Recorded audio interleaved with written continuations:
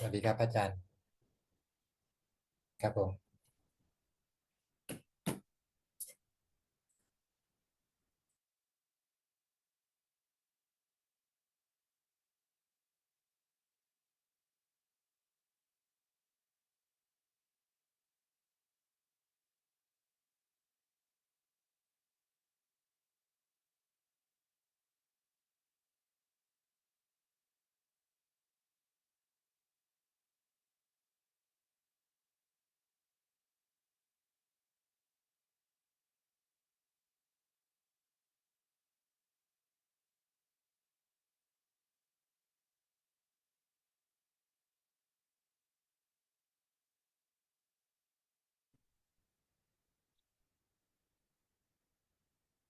Hello, welcome to another Dhamma meeting where we will discuss the Buddhist practices of charity, morality, and meditation. Everyone who is interested is welcome to join. And our first participant for tonight is Alvin from Kuala Lumpur, Malaysia. Alvin? Namaskar, Ajaan. I'm just here to pay respect and no question in a moment. Thank you. Okay. Professor Ken, you are next from Switzerland. How are you today? Good afternoon, Ajaan. Fine, thank you. I have no questions at the moment, Ajaan. Okay. You still practice meditation every day? Of course. Okay. Still going strong. Yeah. Yes, good. Keep it up.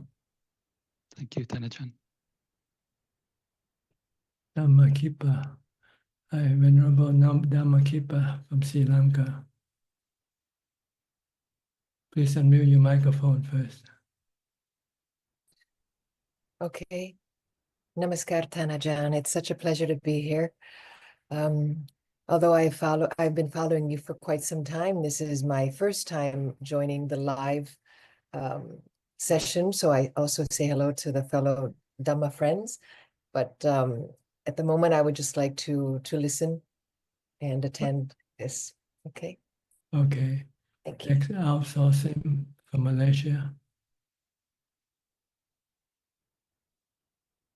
Good evening, Ajaan. I have no questions, just listening and paying respect to Ajaan. Philip from Malaysia also.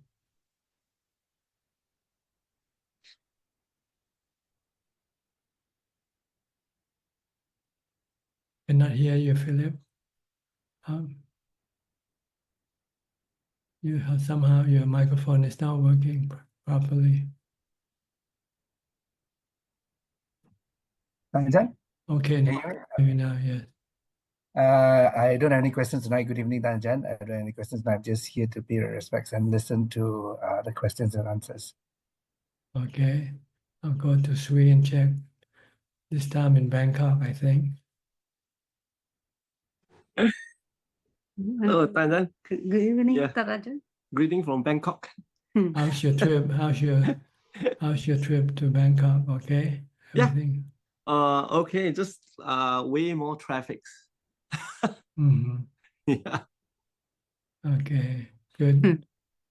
You tired from your traveling and all the things that you have to do? A bit, but we miss Pattaya. Not too many people. You want to tell our friends what you do or anything? Best trip of my life. Best moment. Best yeah, it's very surreal, but hard. I remember some participant talked about like how it's different, like meeting Ajaan is in person and it's highly recommended. Yeah, that's exactly how I feel as well. It's highly recommended if you can. Please visit Ajaan in person. Please don't. Please don't. Please don't. I have enough work on my hands. Don't give me any more works, please. But we feel like in heaven, Tan Ajahn. Yeah. So we don't have any worry or anything, right? For the past 4 days. Yeah. It's We yeah. went on Pindabata, we Giving- visited the Furu school. Guru school, yeah. Yeah, we went to the Sala Hall. I highly recommend visiting the Puru school as well. Best school ever. I think like children and the staff and the teachers, really, really amazing people. And the Dhamma talk session, even in Thai, you can use Google Translate and it works quite well for us. And listening to Tan Ajahn in Dhamma's talk in person is it's like in heaven. It's really in heaven. It's the For me, best thing that ever happened to me in life. For me, in terms of the Dhamma talk, especially at the front of Tan Ajahn Kuti, I absorb more, even though I'm using Google Translate Tan Ajahn. But I think before that, because I do a little bit of meditation, so maybe more mindful. When you speak in Thai and I can see the Google Translate, so it does help me to remember. Yes, good. Google Translate is a very good tool for people with different languages to communicate. Do you have any question lingering in your mind? No question for me. I just really, really, really, really grateful for Tan Ajahn and the Thai people that helps us so many, and yeah, and my really, really good friend Kunju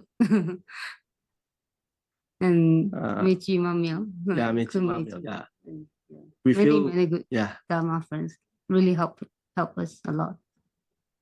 Very, very grateful. Yeah, I'm glad to hear that you're enjoying your trip. I hope it can inspire you and help reinforce your faith in the Buddha, Dhamma, and Sangha. I think in the beginners level, like the Dana level, I see a very big difference. Before I used to go on trips and spend on myself, but this time we did a lot of Dana. We spent on others, and it's so much more, like so much happier. That it really showed me the Buddha, or what Buddha said, like Dana giving out is so much more, is fuller and so much happier than to spend on myself. Like, yes, spend on yourself. You get happiness briefly and then it's gone.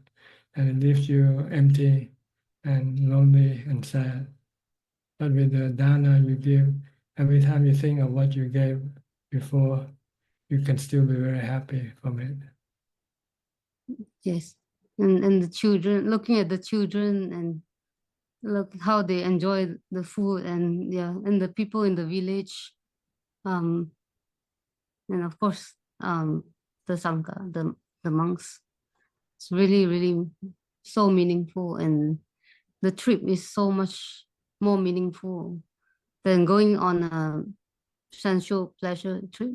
Yeah, very different, the feeling. Sensual pleasure trips are like addiction drugs. You have to have it all the time in order to keep you happy. As soon as you don't have it, then you feel sad and lonely. But with the Dana you give, even if you don't have any more Dana to give, you can still feel happy from the past Dana that you have given. This is the happiness that goes with your mind. See, it's the happiness that sends you to good realm of existence. Yes, I did feel that happiness. It's very different feeling. It's really full, like it's very beautiful feeling. I was like in heaven. So thank you, Tan, for showing me your workstation as well. You show me, this is what to be happy is all about. I don't need a lot more things. Yeah. Huh? Yeah. Ajahn, did you see Kun A today? And her Kun A? outfit. Kun A. Kun A, where? And her outfit. Did you see her outfit? No, where? I'm not sure if you know this. She said if somebody give dana and over 10 trays, buy 10 trays, more than 10 trays from her, she'll wear a new outfit. Yeah, she wore one this morning. Oh, you saw, right? Yeah, I remember now. And we're gonna make it happen for her 3 days in a row. Mm. You'll see her wear a new outfit for 3 days. Yeah, but that still doesn't make sense. She should give something away rather than putting a new dress for herself. You know? Maybe, oh yeah, maybe she'll get that message. Yeah.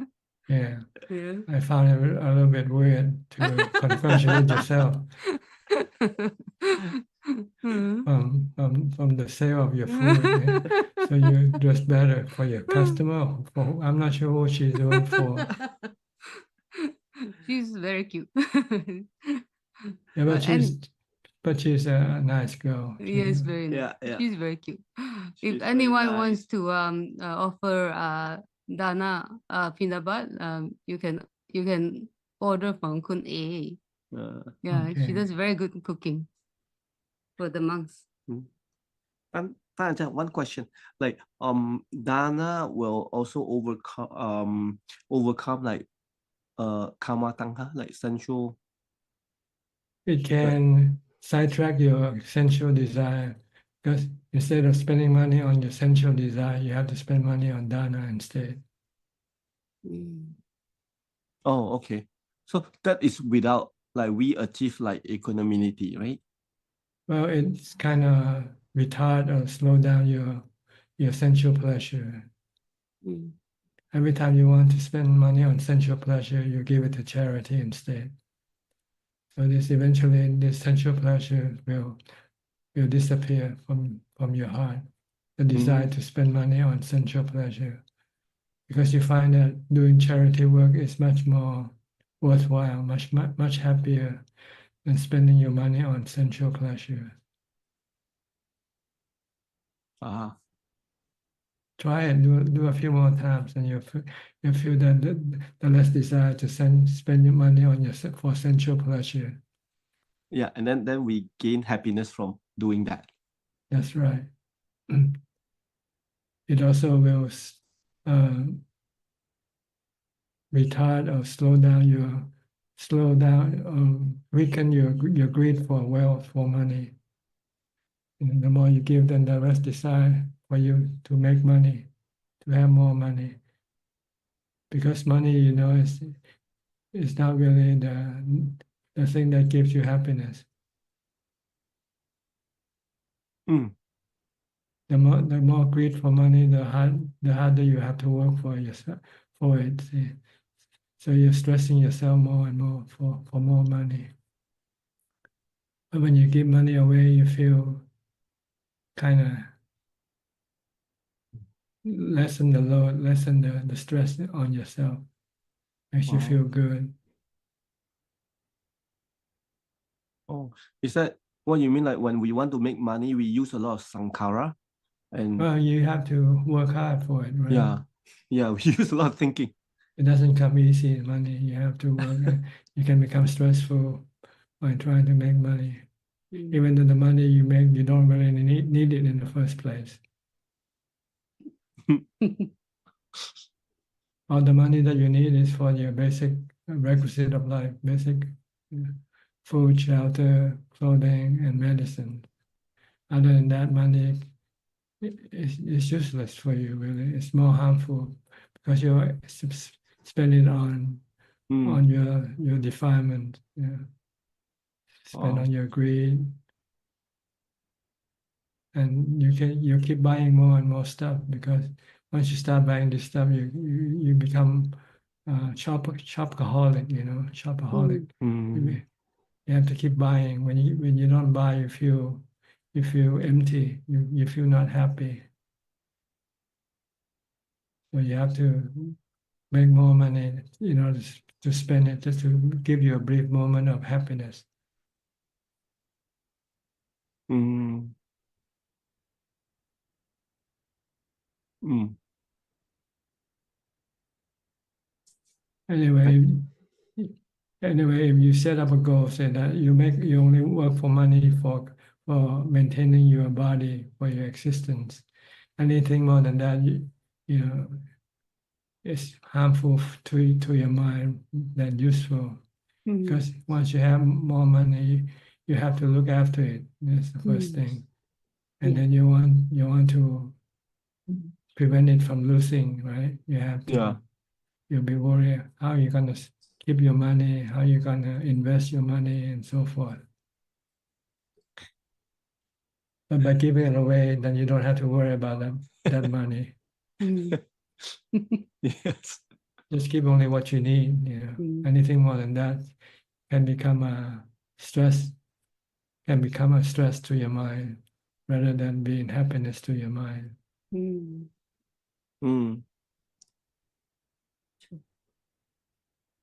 Yep. And also reduce your attachment to money. Also, when you give away, you're not attached to the money you give away, right? If you attach it to the money, if you should lose your money, you feel bad. Yeah. But if you willingly give away, you feel good. Yeah. True. Mm. Like this trip, you give a lot of money away and you feel good, right? Yeah. But if you didn't come here and you lose them somehow, somebody stolen your money, you feel bad, right? Feel upset. Because you're not willing to let go yet. See? Oh.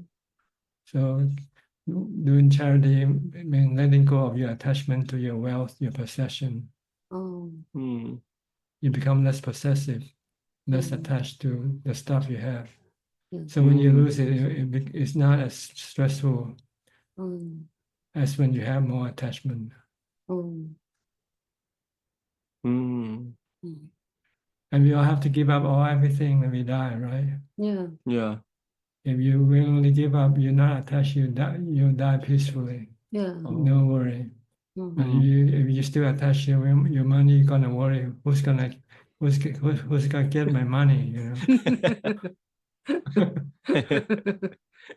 So, Tan Ajahn, before one can get to first stage of enlightenment, meaning that one will have to give up like money, External like possession first, before you can give up your money, your body.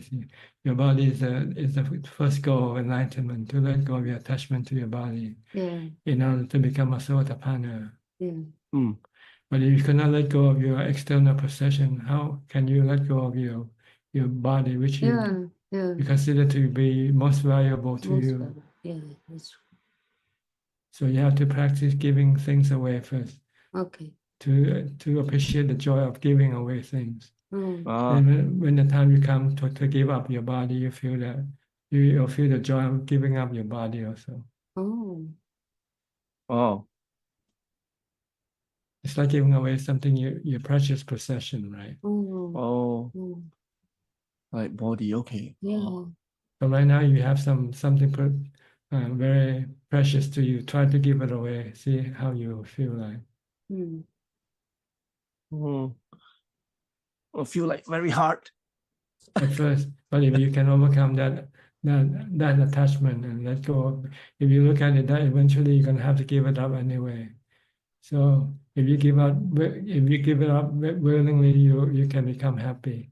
If you are forced to give up, you can become sad. Oh. So what do you want? Happiness or sadness? Happy. Yeah, happy. So you have to willingly give up, because So I have to go to Bananpur. Is it Bananpur more often then? no, you can give up anywhere. First, give to the people closest to you first. Make them happy first. Okay. Sometimes you forget the people around you. Yeah. You You try to make other people happy, but you forget to make people Yeah. next to you, close to you, happy. So I give her more, and then she's gonna give up more. So you first have to give up to make people around you happy by being charitable to them. Mm. If they ask you for some money, okay, give it to them. If they need it for something necessity, something Yeah. that is, Okay. So from now on, I put everything under Check's name. if you can do that, that will be good for you. You'll find peaceful. You don't have to worry about the money anymore. And if she should run away with your money, then you can become a monk. Yeah. Yeah. Before we forgot, talking about becoming monk, we met Jordan, and yeah, he told us that he's very happy there. Yeah, Jordan. Yeah, Jordan is very happy there, and one of the I think he says hi to everybody on Zoom, all the participants on Zoom. He said, yeah. Okay, good. Yeah. He's very, very happy. All right. Anything more you would like to say? No, we are also very happy. Thank you, Taja. Okay. Thank you, Taja. I'll go to Ubeka now. You change your name finally. Alfredo from Sao Paulo. How about that? How you doing? Okay. Today it's Carnival in Brazil. Carnival A Day. lot of parties. Mm. Carnival is a party on the peoples have funny. Do you know Carnival? Is it all over the country or just some places only? The In carnival. Brazil. All over the country? Yes. Everywhere? Everywhere. All countries. Uh-huh. Many funny. Play. Dancing, music. A lot of sensual pleasures. What's the purpose of this carnival? To celebrate the spiritual or the ghost or what? No, I think is religious, né? It's a pleasure, né, Brante? To play, to celebrate, to forget it. They celebrate the life, they celebrate the things. Mm. The peoples don't work. Today is holiday. How come Today not have work? How come you're not celebrating? Yes, all people celebrate.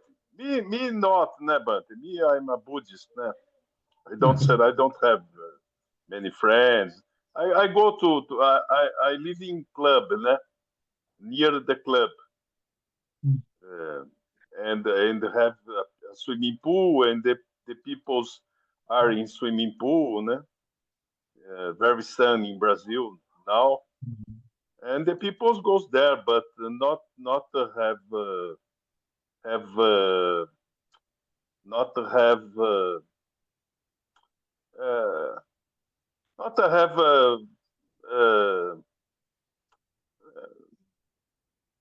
not to have friendliness, but not to have. I'm Buddhist, but the other peoples not practice Buddhist. It's different, the other people have other things, The people have money, the people have sex, the people have a meal, the people have sensual pleasures a lot, but it's okay. The other people's not they don't like, but they don't like the people's not the same things than they do, It's different, but it's other people's. It's normal. I meditate on afternoon, and the end of the day I go to swimming pool. Okay. see the peoples, but not friends, né? But not very friends. It's only other peoples, né? The Buddha Yeah. say that the things not have appearance, né, Bante? The things not have appearance. It's not a problem. It's not a problem. Do you understand, Bante?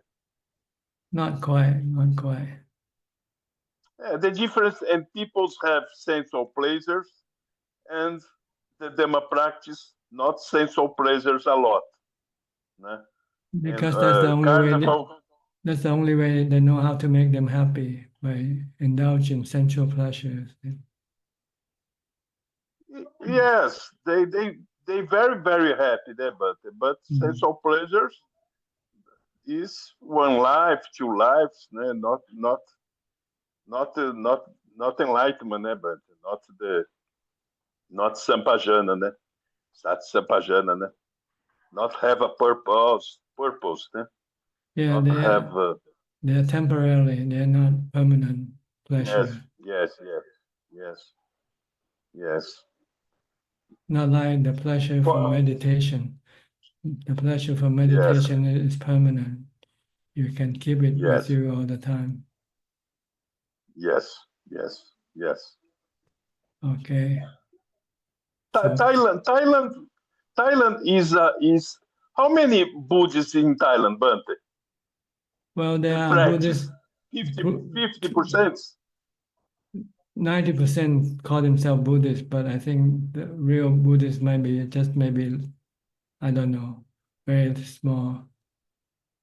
Very small, 10%, 20% practice, really practice. Yeah, if they practice meditation, I think that's very small. But they still practice dana and sila, give the five precepts and giving food to monks and doing charity work. But meditation is very few. Not many people do meditation. Yes. Okay. Nice talking to you. Okay, but Enjoy your carnival. All right. It's good. The peoples are very happiness. Yeah. The people's very happiness. Anicca happiness. Yes, anicca happiness. Don't work today. Don't work. And tomorrow it becomes dukkha. Today's happiness, and tomorrow become dukkha because it's gone. Oh, yes. I think no, but I like the peoples there, but the peoples, I like the peoples. I expect that peoples have a good life, but yes, okay, all right. Okay. Next, All right. Rohini from the UK. So how do you enjoy life? Good evening, Ajaan. I'm very well, thank you. I have no questions, but just want to listen and pay my respect.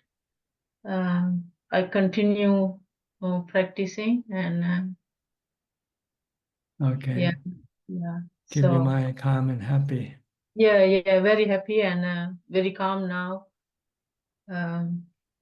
Yeah, I keep practicing. Thank you, Ajaan. You're welcome. Okay. Next, Rick Cooper from Ohio. I heard you're gonna have another storm coming to you, huh? Bante, good morning here. The weather's starting to break. Actually, we're starting to get some buds on the trees and those kind of things. It's going to be 55 today, so that's an extreme difference from what it was a couple of weeks ago. But take advantage of it. I'll get out and work in the yard today and do some of those kind of things, which is nice. We transition our time zone transitions next week. Does Thailand transition? No.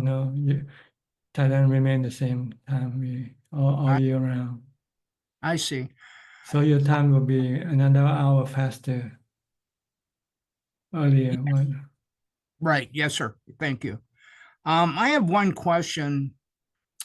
When we're, and I'll say when I am going through, I've been around this thing for some years now and studied various traditions. I don't hear the Abhidhamma mentioned very often in this tradition. Is that not something that's a major influence? Well, Abhidhamma is just a collection of all the Buddha's teaching. Right.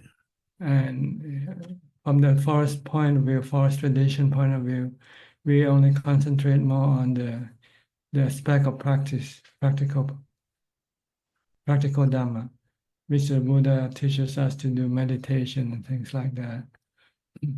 I see. Thank you. We don't need to know all the Dhamma teaching of the Buddha.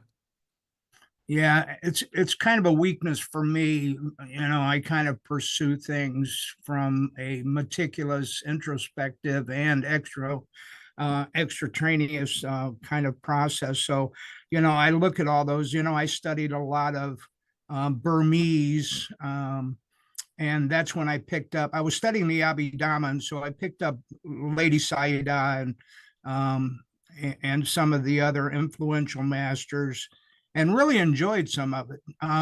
Does the tradition, this tradition, forest tradition, emphasize noting or labeling very much? No, our tradition emphasizes the development of the Noble Eightfold Path. That's all. The triple training called morality, meditation, and wisdom. Right. Okay. All right. I've read some of the esoteric kamatanas that were written on palm leaves, actually, in Thailand years and years ago. It was very, it was very historical and interesting. Very heavy read, though. There's been a lot of scholars that have really looked at it, and it was when Thailand was going through trying to protect some of the teachings, and so it was very good. But I have one other question. When a person, or when I am in my practice, I have very good meditation practice, I think, for the 9-10 years that I've been in the practice. With the outflow that I understand, the outflows of the asavas or the fetters, and the impact of the kileshas covering up the chitta like barnacles on a ship in the ocean, when those break up and we start a purification process, whether momentary or the insights coming up through the day or whatever it may be, is it normal to find tension or increased stress for a period of time? I've attended some sessions on meditation sickness, and I think one of the things that happens there is that there's a psychological interaction to qualify the sickness of it. I've read somewhere people in some of the Vipassana practices, Goenka specifically, have went through some really uncomfortable processes as a result of the influences of the meditation. And I guess I'm curious because sometimes I will feel uncomfortable, not to the point of depression, but just a higher level of stress. And I'm thinking, is this a purification process of the fetters or the kileshas, or is the chitta just letting go of some of those kind of things and they're coming out through physical form? Maybe the physical form has trapped those in a cellular process and releasing those. Can you talk a little bit about that for me, please? It's the resistance of the defilement from being restrained. See, when you use mindfulness, you are restraining your defilement, and then your refinement will resist and create all sort of stress. So whenever you want to meditate, you start to feel stressful already, even before you're doing it. But if you can watch a movie or drink something, this stress won't come up because the defilement won't resist. If you do what the defilement wants you to do, want it to do, then there will be no resistance, no stress. But as soon as you try to curb your defilement, then the resistance will arise, and then the stress will be created from the resistance of the defilement. From the resistance of the defilements. Okay. Yeah. Defilement doesn't want to sit still, not thinking about anything. It wants to use the mind to think about sensual pleasure, think about politics, things about anything.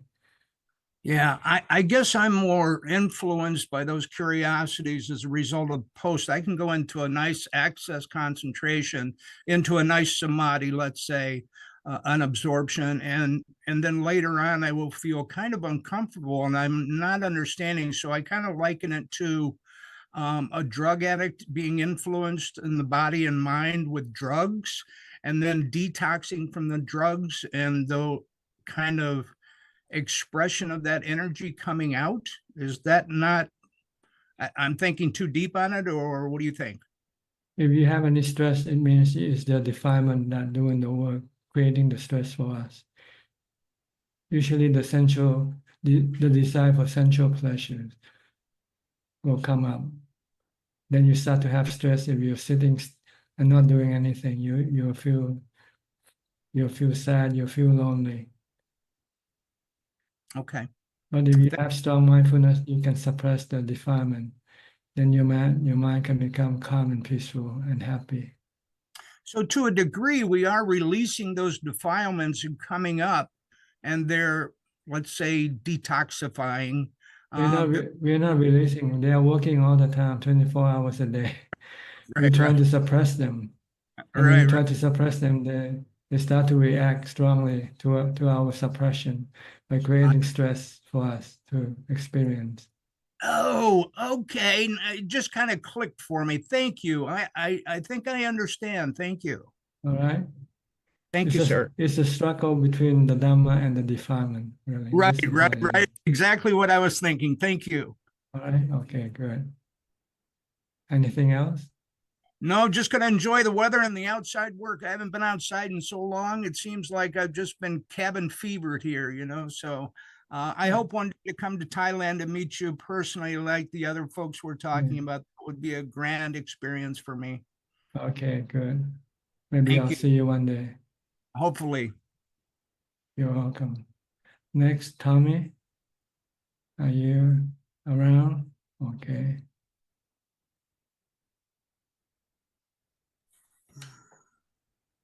Still in Australia? How are you, Ajaan? Good, thank you. You're still in Australia? Still in Australia. I just get my question, sorry.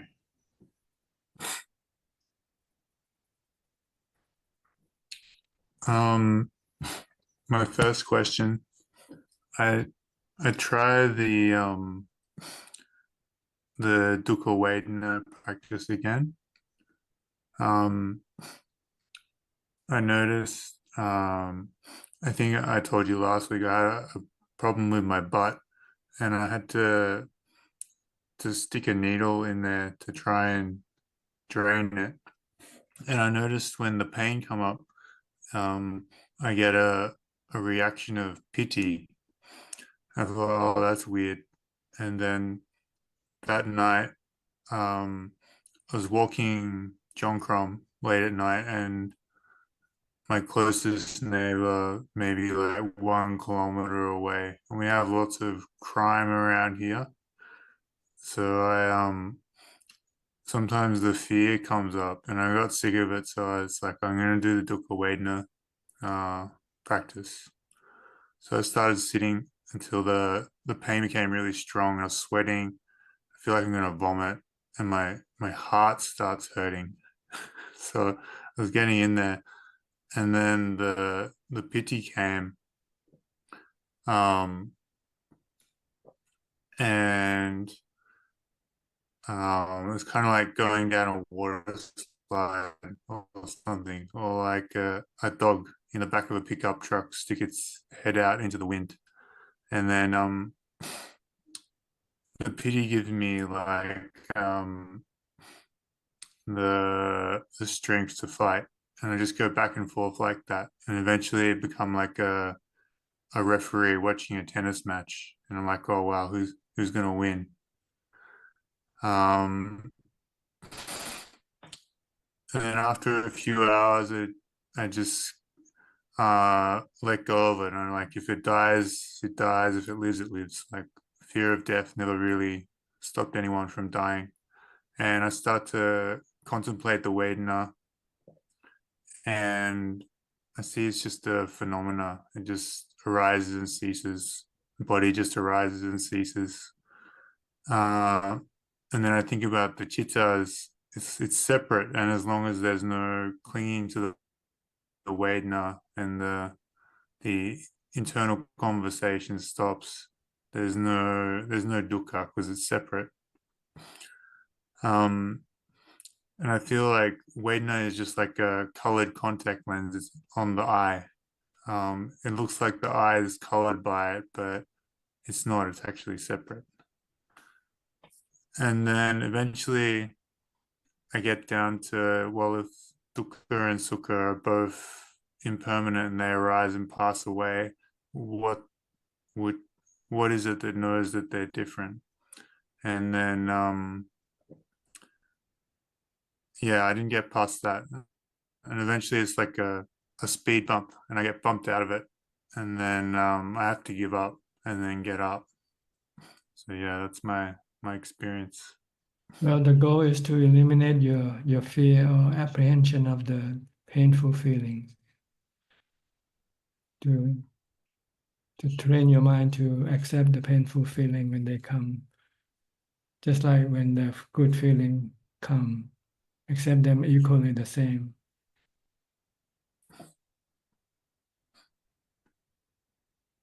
So Eventually you should just welcome the painful feeling, like when you welcome the good feeling, the pleasant feeling. Does this correspond to a certain level of mindfulness or samadhi? Mindfulness and wisdom also. You need to have equanimity to be able to remain undisturbed by the painful feeling. And you have the wisdom to teach your mind to accept the painful feeling because it's unavoidable. You cannot run away from it. It's part of your life.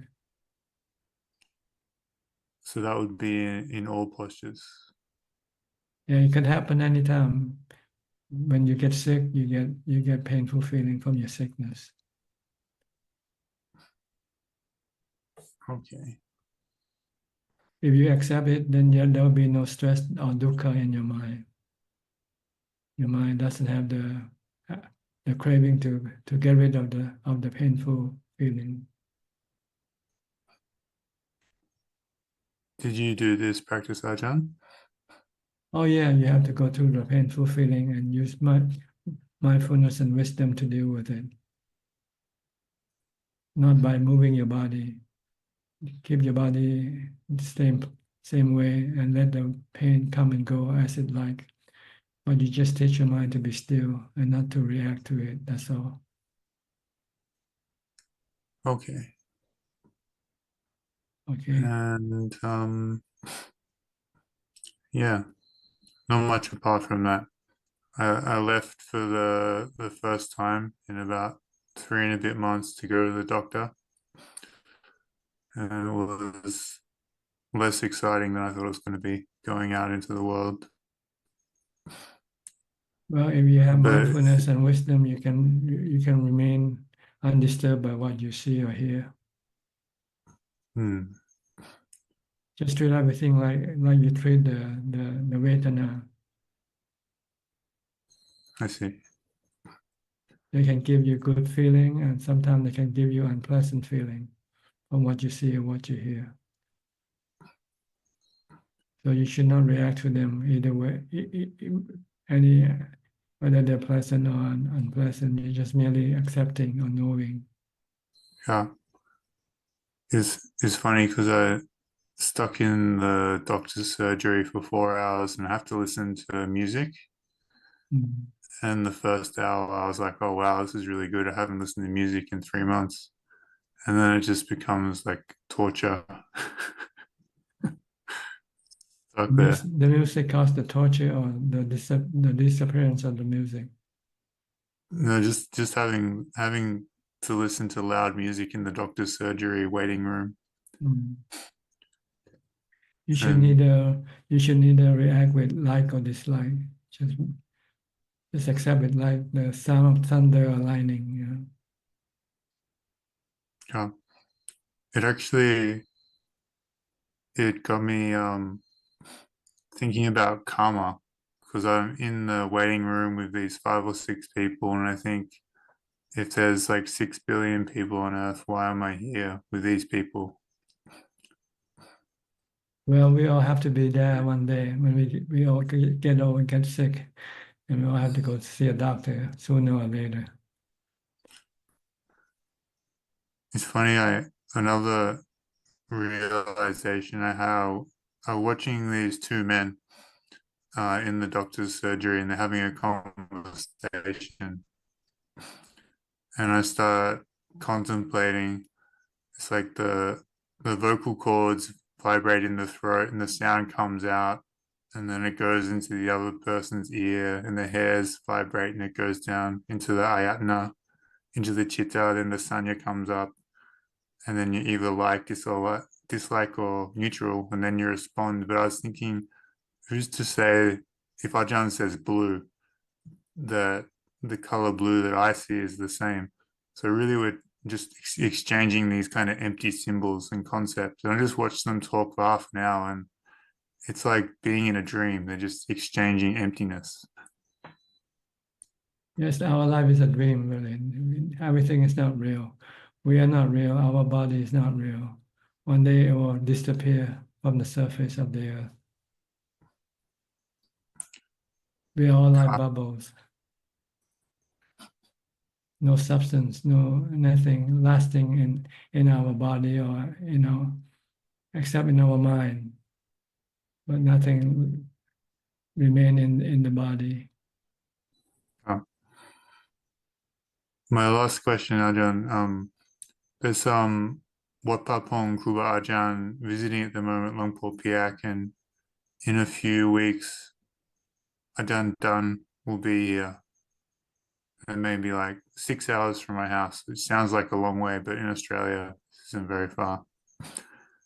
And part of me gets really excited and wanted to go, and then another part of me is just like, no, just stay home and practice. You get much more benefit than going to offer dana.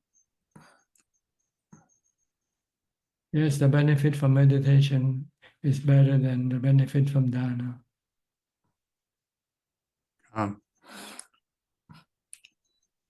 Okay.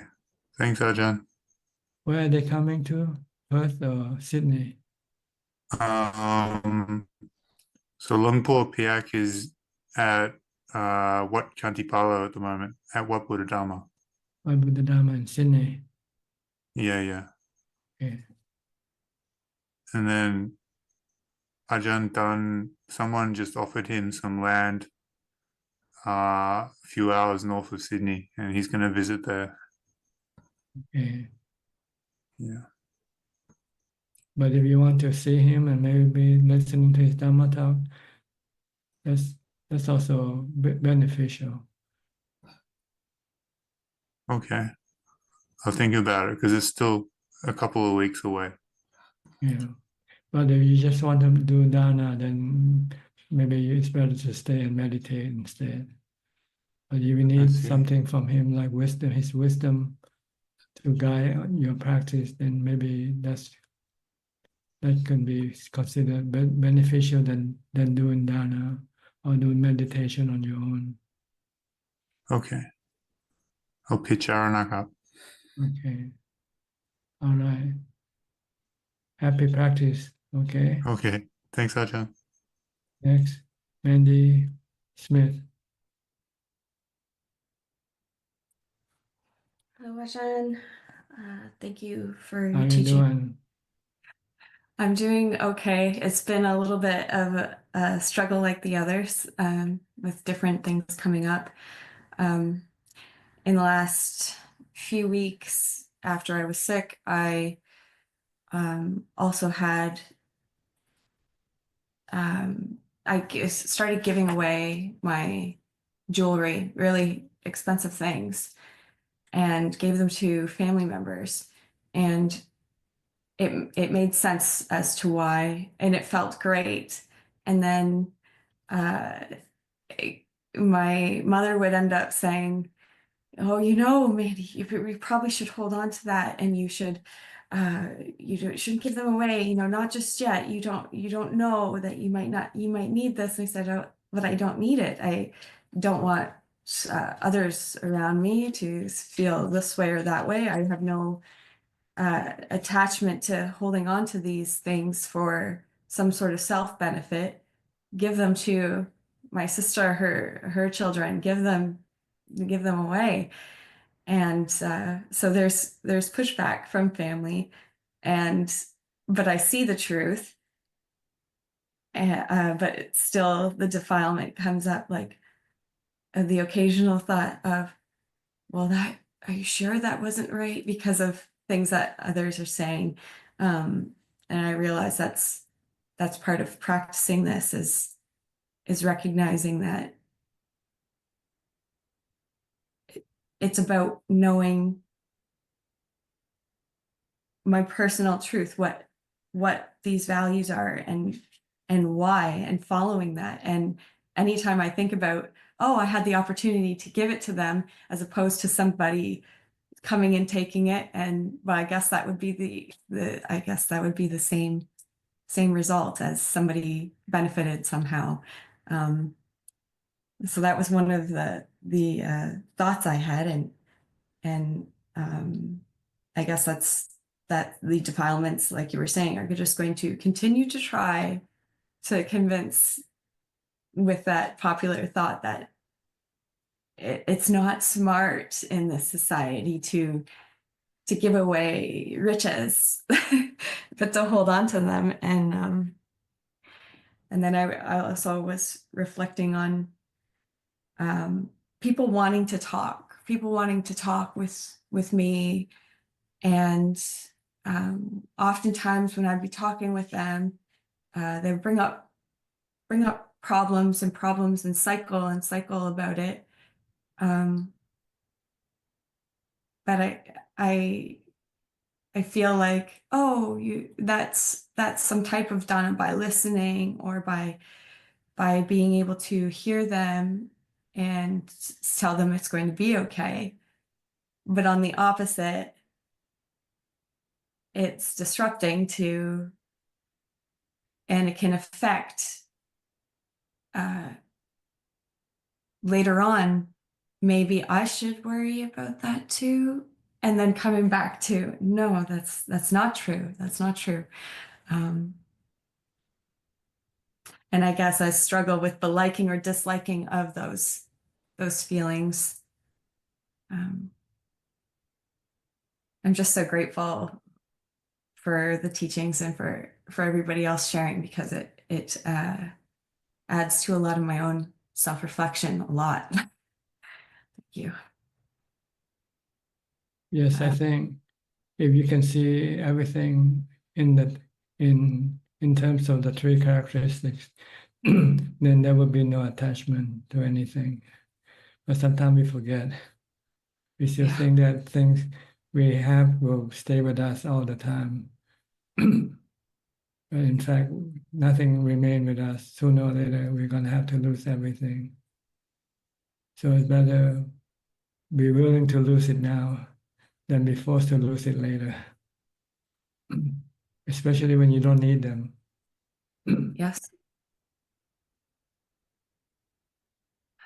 You'll find there's a word saying that called the joy of giving.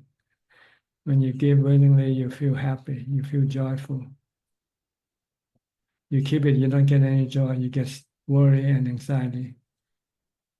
How are you going to protect this piece of jewelry from being stolen, or keep it safe? So it's better to have nothing if that's possible. Only have what you really need, and what you don't need, give it away. If you want to eliminate stress, anxiety, and worry. am I giving the people that I feel like I am giving it and it is making them happy, but I know that what you just said, is that not burdening them with further attachments? Well, give it to somebody who needs them. They can use them. Like they can sell it and buy food or buy clothing or something useful. Not giving to somebody just for the matter of keeping it. And That makes sense. you want to give it in a practical way, useful way. If you don't need it, then give someone who need it, who can use it. But don't give to somebody who already had enough. They don't need it anyway.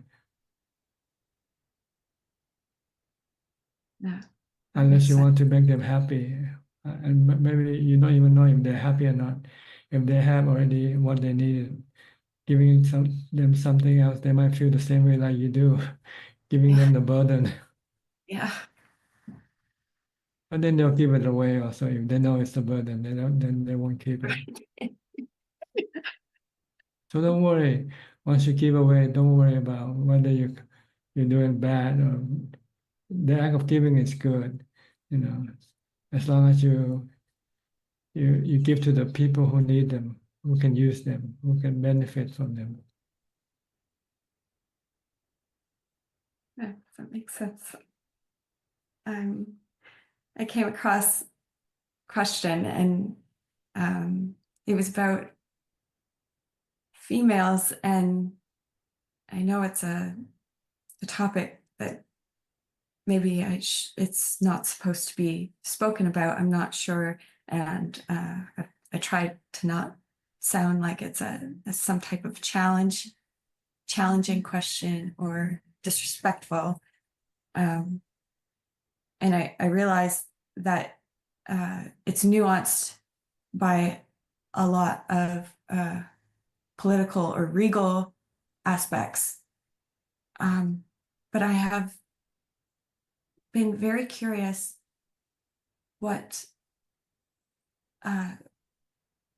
why females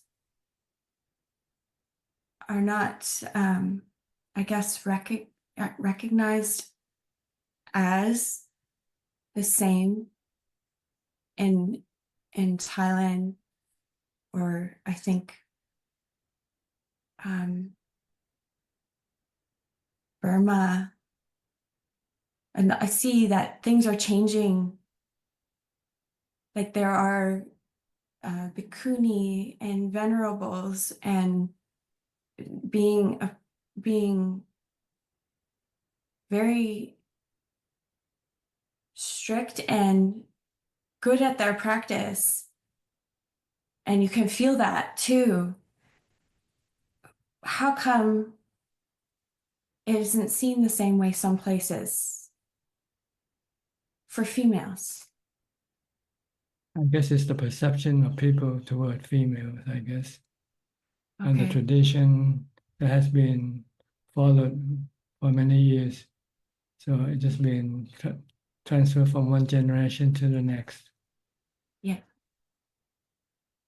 So it shouldn't limit then the females practicing. They should continue to go forth anyways. Or is that too troublesome to? Well, you can go forth without having to rely on a bhikkhuni sangha. When the Buddha went forth, he didn't rely on the Buddha on any sangha to become to practice and become enlightened. See, when the Buddha left his palace, he just ordained himself and just lived just like a monk, but without any sangha around him to support him. It's not. See, but once you have a sangha, there are rules that are conditions set up by the Buddha. That in order for a female to have female ordination, they need the sangha of the male and the female sangha to do it. See, but the sangha of the female had disappeared 1,000 years after the Buddha died. So there are no Sangha, female Sangha to ordain a female. See? That's the reason why we cannot ordain any female as a bhikkhuni.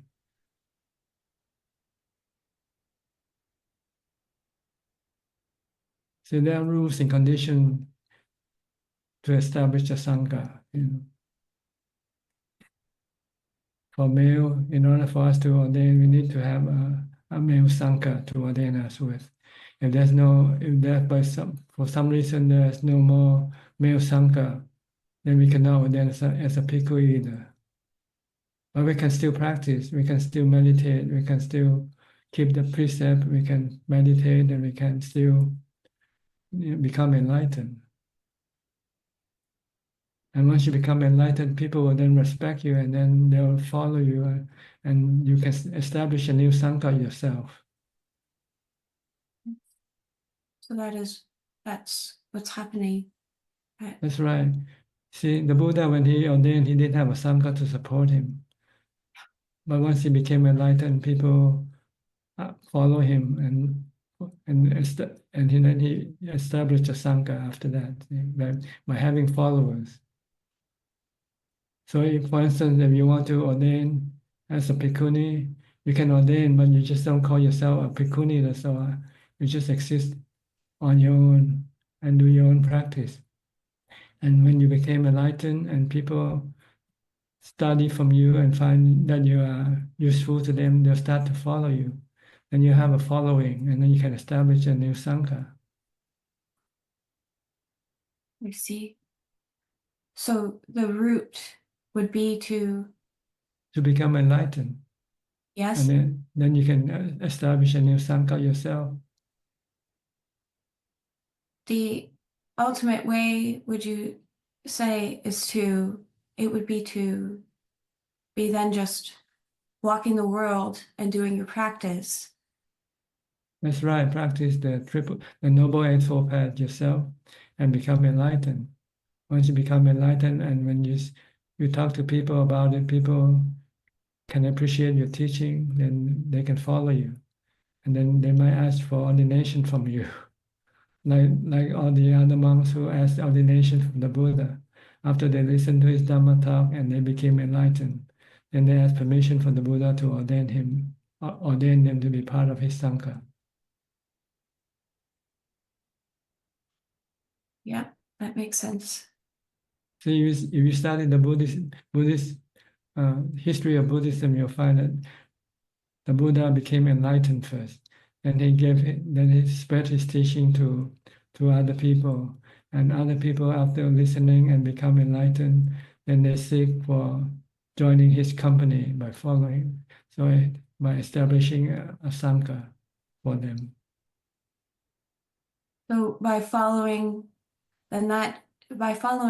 somebody or others it wouldn't be a negative thing, but you would have to also battle being attached to the group. No, if you become enlightened, you're not attached to anything. You just exist in a group, because you can become more maybe productive by being in a group, in spreading the teaching to other people. I see. That makes sense. Thank you. Okay. Yes. So by being a woman, you're not prohibited or prevented from practicing the Noble Eightfold Path. Let's put it that way. Okay. And if you could practice the Noble Eightfold Path, you can become enlightened. Once you are enlightened, it doesn't matter whether you are called bhikkhuni or mechi or whatever. These are all just, they are like icing on the cake. Not important. The important is to become enlightened and to be free from the suffering.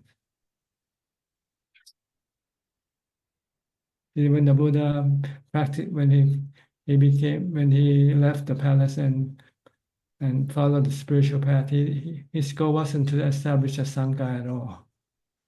His goal was to release him from suffering, from dukkha. But once he became enlightened and he spread his teaching to other people, people appreciate it and wants to follow him. And look up to him as their teacher. So you become you have a group of following. So it's like having a school, a student, a teacher. So Buddhism is really a school. The Buddha is the first teacher, and the other noble disciples are the following teachers that help spread the teaching of the Buddha to other students who hasn't yet been enlightened, who hasn't yet get enlightened, to become enlightened. And eventually the mother of the Buddha, the stepmother who raised him, asked for female ordination. And at first the Buddha hesitated, but eventually he gave in and allowed women ordination. But he set up several conditions for women to ordain. And if they accept the condition, then they could ordain. See, so they have a female Sangha after that. But the female Sangha didn't last for, I think they lasted for about 1,000 years. And after that, no more female were interested to ordain. So the female Sangha disappeared. Once it disappears, you cannot reestablish it according to the condition laid down by the Buddha. But so there is enlightened people, enlightened. They're monks. still enlightened female, but they're in a different form. Instead of being bhikkhuni, are just maybe like white robers, keeping their precept, but they can still practice the noble and full path and become enlightened. But there's no more community of female monks around.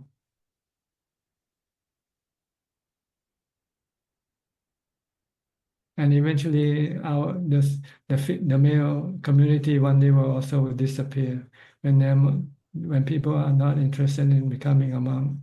And eventually, there will be no more monks left in the world. Then once there's no male community, no male Sangha, then you cannot ordain anybody to become a bhikkhu again.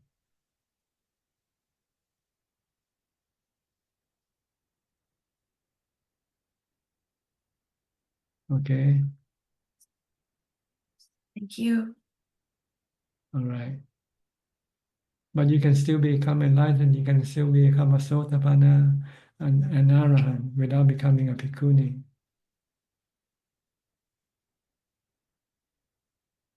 Okay.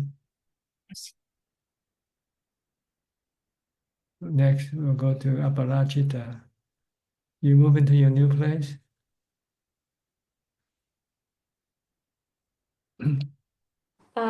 Yes, good evening, Prajan. I did. I mean, I spoke about it on last Tuesday, and I wasn't even sure. And on Thursday, everything came through, and here I am. Looks very sparse, very nothing. Yes, it's indeed a blessing, and I'm very happy.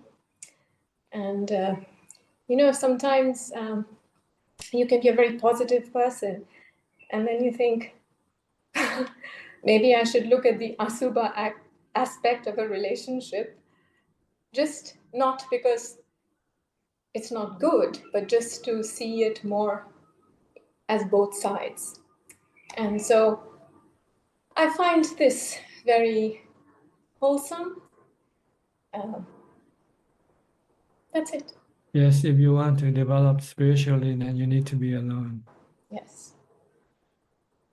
If you are close to other people, you can get sensual cravings, and then this can become a hindrance to your spiritual practice. Yes, I realize that. You cannot have both. You cannot have both sensual pleasures and spiritual pleasure. You have to have one or the other. Yes, I think when the Buddha said that, I would say some part of me used to think, oh, but no, I can still practice. But I think I realized he never said something for no reason. So that's all. Okay, good. Enjoy your new place. Thank you. Now you can do more meditation now with no disturbance. Yes, thank you very much. Thank you for your blessings. Okay, you're Thank welcome. Next, Marco. from the Netherlands. Hi, Mark. Hi, Tanajan. How are you? Fine, thank you. Here to pay my respects and to report on my homework if it's okay. Sure, go ahead. Meditation's been going okay. Walking meditation been going well. My meditation's been going okay because I had let's say a conflict at work which affected me. I have a question actually based on that. So I know that work is interfering with my meditation already anyway. And in that situation, I try to be outside myself, and I realized that the character of the person that I had a conflict with really doesn't match my own. And I would like to ask if you have suggestions on how I can best treat myself. I'm trying to put myself to the side and not look at my, how do you say, my best interest, but looking at the company's best interest. But I think by doing that, I'm actually making things worse. Well, I think the main goal is to make your mind calm. And in order to make your mind calm, you have to be a loser. Yeah. Let your opponent be the winner. That's a good one. So, and what's holding me back in that one is that Your own ego. You want to win. yes, absolutely. And that's the cost of your stress. If you give up and say, okay, you win, then everything's finished. Yeah. Well, that's the nuance that I give to it. So I try to take the approach indeed, like, okay, that doesn't matter to me, but I think that hidden deep inside there's kilesa that are saying, well, you are now embodying the company, right? So it's the company that actually needs to win, right? So this is where it gets convoluted, because I think that deep inside it's not that, and the reason why is because I'm realizing that my deeper feelings, there's some envy in there, I think, and I think that that's the key. So if I observe that envy, then I know I have to be, like you said, indeed the loser in the situation, because that will give me peace of mind. And this is what I think that work is doing to me now. I'm way more calm than I used to be. I'm noticing the benefit of the meditation, but I really feel it's a struggle at sometimes. And I know there's going to be a point sooner or later where it's going to be, I have to choose. Otherwise, it's not going to be beneficial anymore. Which leads me to the next question that I have actually. So I was reading the Kamatana book from Langtam Mabua about the pain during the meditation, and I would like to ask if Tanajan would be willing to share his experience with having the pain of sitting down, and explaining if he had the similar experience to what Langta was saying about that it comes in three, I think, but there's different moments, and that each of the moments when the pain really comes, when your body feels about to burst, that there's first mild in comparison to the last one. And did you also go through those stages? Is that like set stages or? No, my experiences is not the same with his. I only just go through the first stages. And once I know how to deal with it, then I just stop. I then push myself to go to the second or third stage. Okay, and if I may ask, what was the reason to stop? Because it was just unbearable, or it didn't feel like it was beneficial? It just doesn't make any, it doesn't matter. Once you know how to deal with one, you can deal with the other. Okay. So I have the Once feeling that you know how to change a tire, you can change 4 tires. That's a good one. Yes, absolutely. Now, for me, what I notice is that I try to exert myself in a way, because I have a feeling that I have a lazy tendency that I really want to get rid of. And I'm like, okay, so if I start doing this, if I start sitting and I notice that pain, it doesn't really matter. Like you said, I mean, it's just like the first time you change the tire, you know how to change the tire. I think that that's the key then. I don't know how to deal with the pain. I think that's the key of the issue. I don't know how to process that. I think I start thinking too much when that happens, because it doesn't. When I start feeling my legs and I try to go back to the breathing, it doesn't work. It doesn't work. It means your mindfulness is not strong enough yet, not continuous. Okay. So you have to develop more mindfulness to deal with the pain. Okay. Before you can use wisdom to deal with the pain eventually.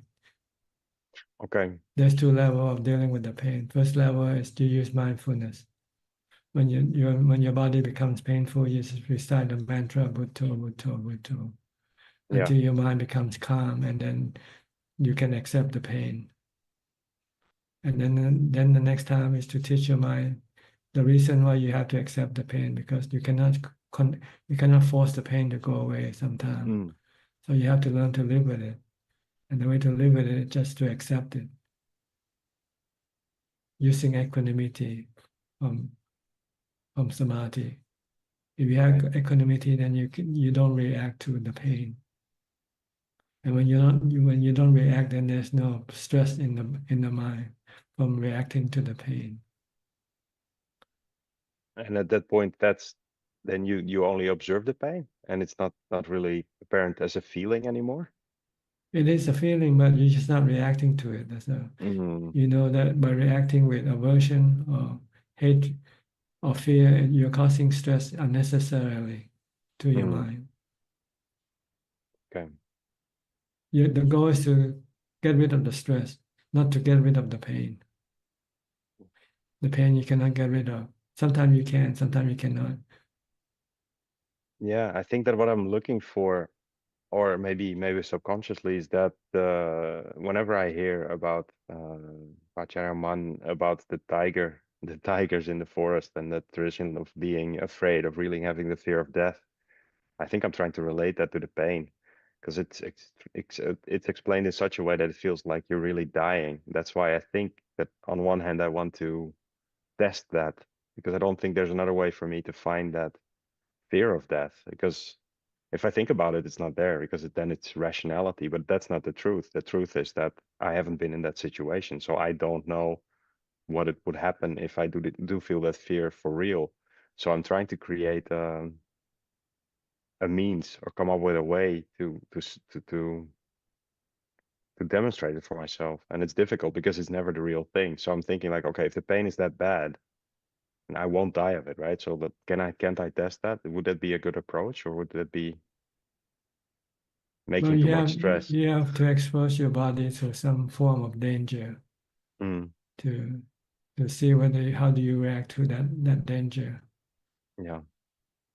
If you can just remain calm and not reacting, then it's okay. It means you're not fearful of it. But you're reacting with fear, then it means you're still attached to your body. Yeah. So I'm indirectly looking for something that I haven't found yet, which I can't really force to find because it's not the real thing. Maybe you might go in your life one day, you might run into some form of accident, like car crash or something, and see how you react to that situation. I'm not going to test that, but yes, that's a good. But I mean, I know, but sometimes you're forced to, not because you wanted to. True. So maybe you should imagine this thing first beforehand, so you can at least prepare yourself when the real situation happens. See how you would react. Yeah. That's the key. That's the key, I Or think. sometimes you might have some home invasion. Somebody came in and tried to rob your house, and see how you react to the situation. Yeah, that one actually I've thought about already. It's like, what would I do if that happens? And I was like, oh, just take everything. Just take away all my possessions. I don't need it anyway. Like, it doesn't even fear. But then again, that's not really somebody trying to kill me, I guess, because that's the different aspect of it. Yeah, it's an interesting angle to look at. Okay, thank you. Another question that I had on the feeling that I've been having more, and it's something that I've observed also during the conflict that I had, is that I'm kind of sensing a deeper feeling of what the mind's like with the other person. But it's not like I can see the mind, but it's like you feel the worry, or the anxiety, or the anger of the other person. Is that something that you've experienced as well in your practice, that you see developing by the practice itself? It feels like I'm more susceptible to it, because in the past I would never realize anything like that. Yes, you can relate to other people's mental activities through your own mental activities. So when you see people react in certain ways, you know that that person is being fearful or stressful or worried. But it doesn't matter.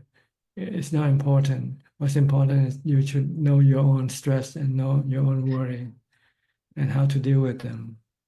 Yeah, and that's also a way that the mind actually goes out as opposed to going inside, right? So that you don't really pull it to yourself anymore. That's what I was realizing as well. So I was observing in the conflict more what the other person was feeling like, and by that completely forgetting how I was feeling. Like I was observing it after more. It was not in the moment, I think. So I tried to go back to that moment and then see, yeah, I saw this and that, but that was not here. It was not inside. So yeah, okay.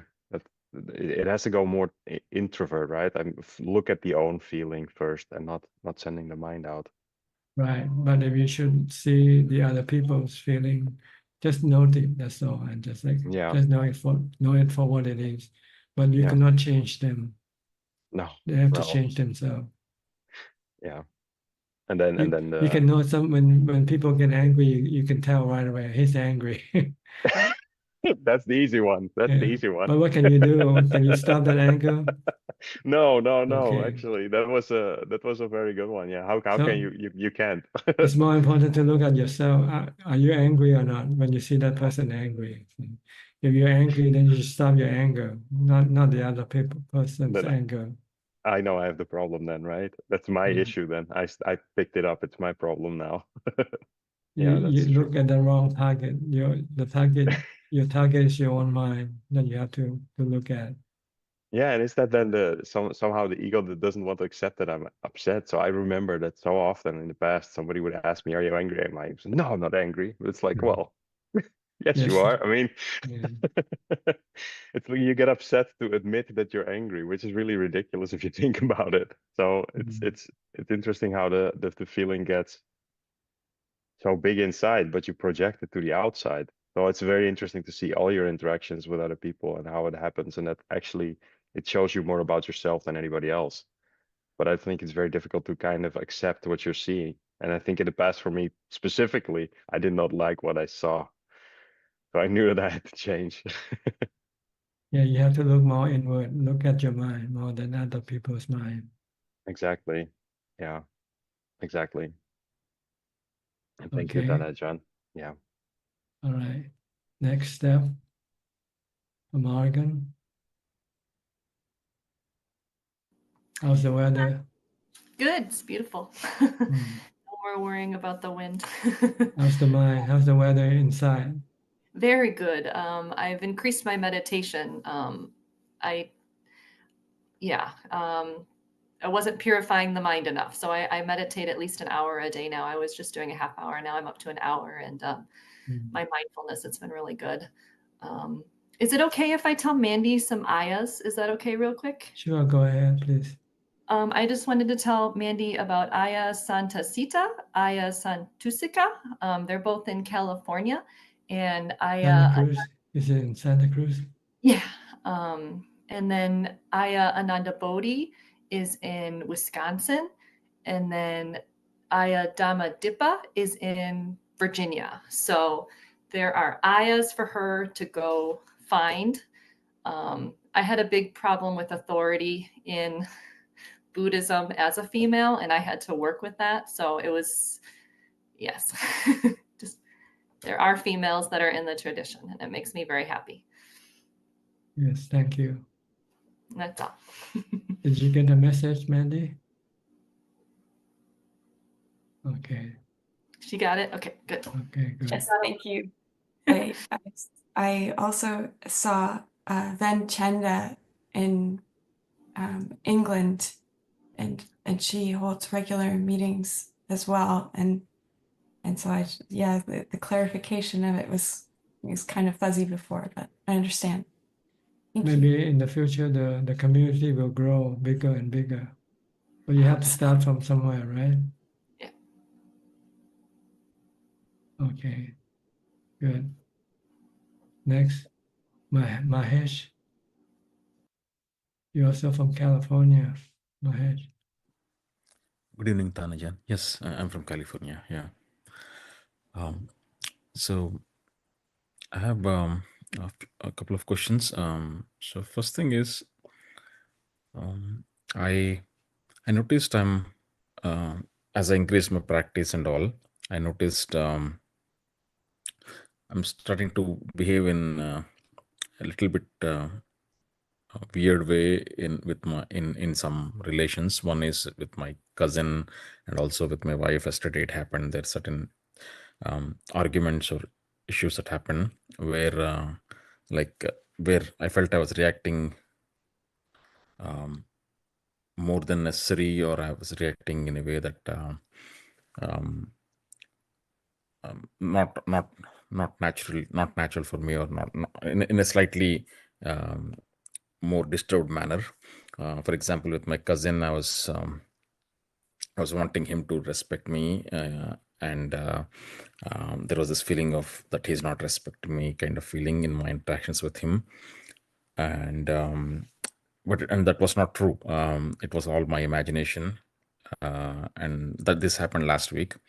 I didn't know why I was wanting respect from him, and that was odd, not the usual way that I interact with him. And then later on yesterday, like 2 days back, with my wife also, I was bringing up issues that I have with her, and I was listing them, and I was saying I'm not feeling loud and all of this stuff to her, and that argument was going on, or that conversation was going on, and I was feeling, oh, I'm behaving in an odd way, I'm getting this, but then I couldn't stop myself. It was just going on, and then and these things were disturbing, and I mean on the next day also they were bothering me, and I couldn't go to Buddha, or I couldn't. I want to think about these things. I didn't want to go to Buddha or practice. I did my meditation, but then the mindfulness and all these things were in my mind more. Yeah, both of those things felt odd in the way I reacted. These were with my wife. I mean, I had these things, but then I was able to be at peace with them. They're not a big issue earlier, but then I was surprised to see how it became an issue and all. Any insights into what would be happening?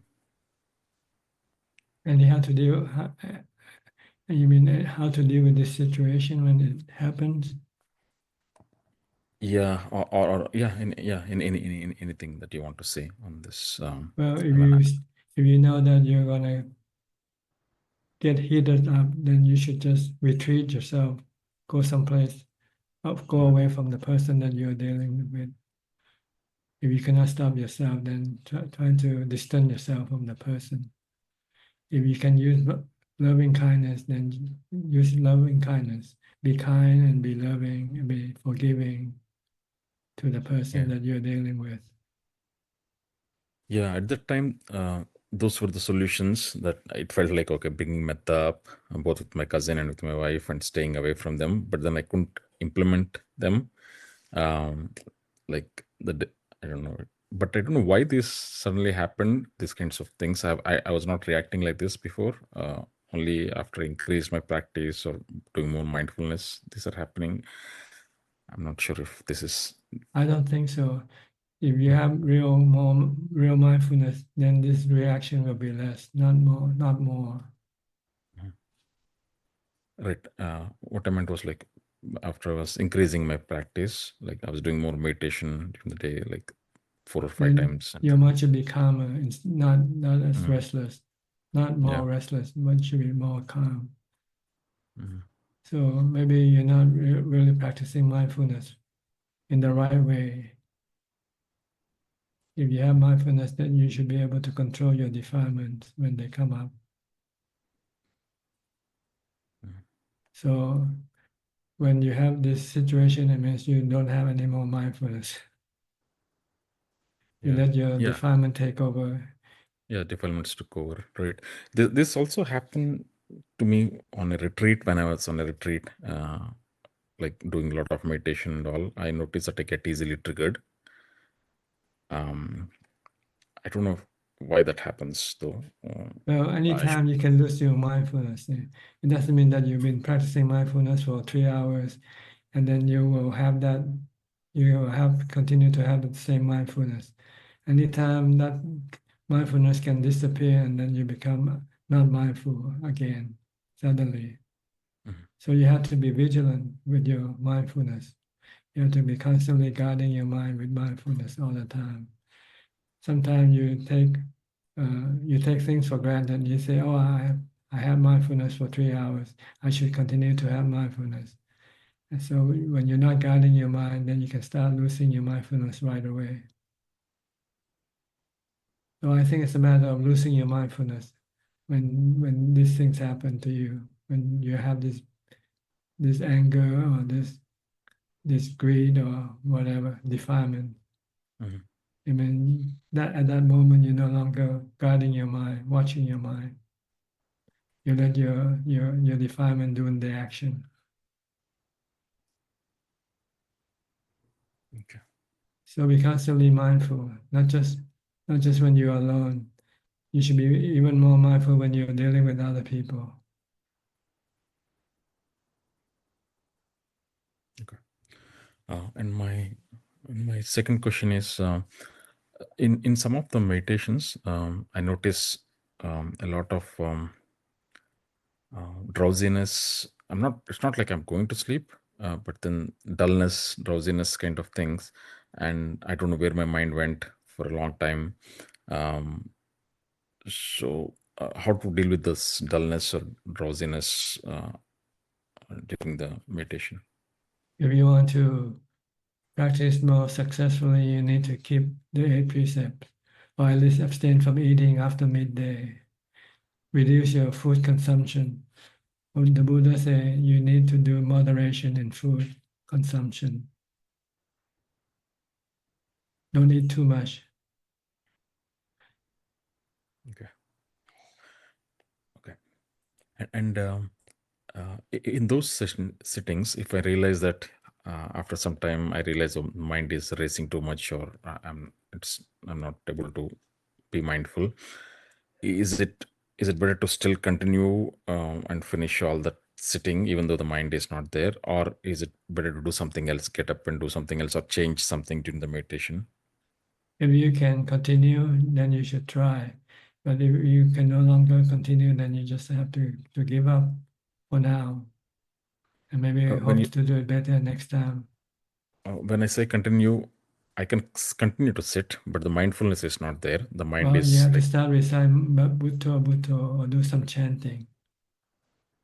Okay. Don't sit there without doing any mindfulness, because you won't be able to sit for long anyway.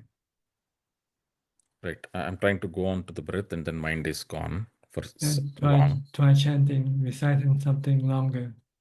Okay. So just open my eyes and then start chanting. Yeah, and then you can, you can close your eye and chant. You don't have to open your eyes. Right. Okay. Okay. Yeah. Right. All right. Next, Samanji from Sri Lanka. Any question tonight? Hello, Ajaan.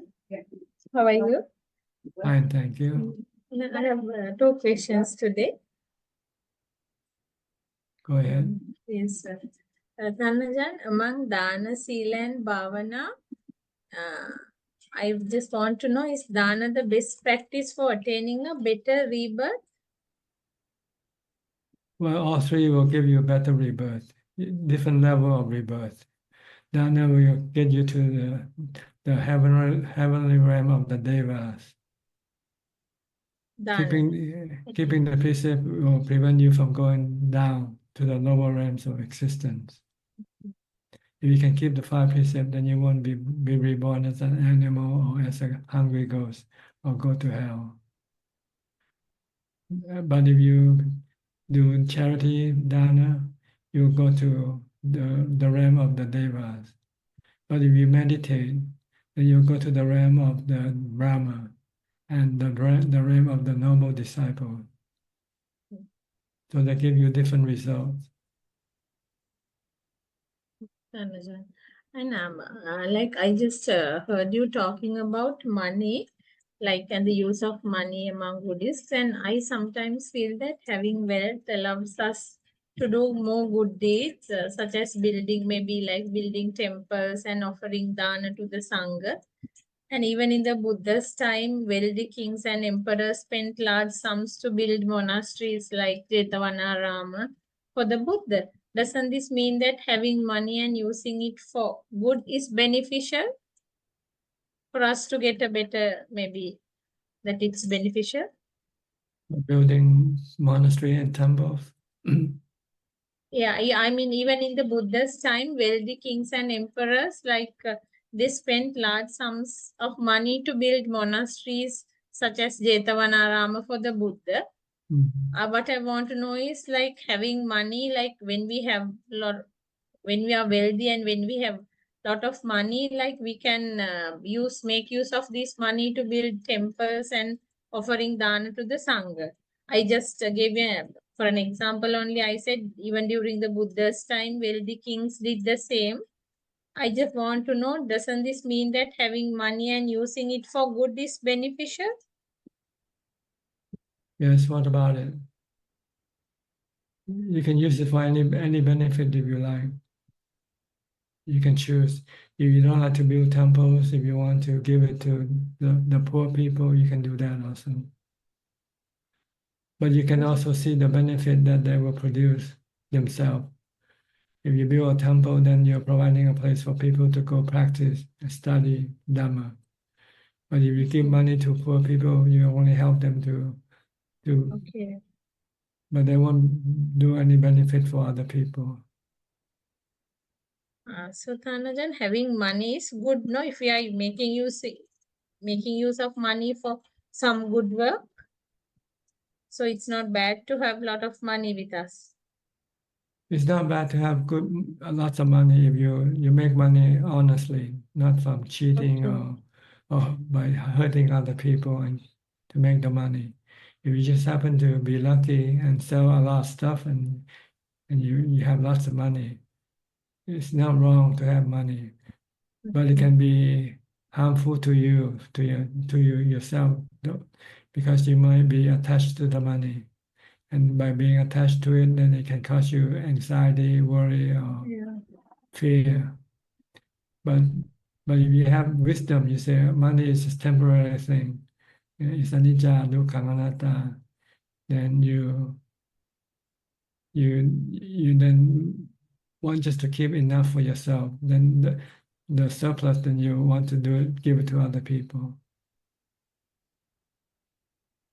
Okay, Thanajan, thank you. My next question is, to become a Sotapanna, as I know, we firstly give up our attachment to body. Am I correct? Yes. Then, yeah.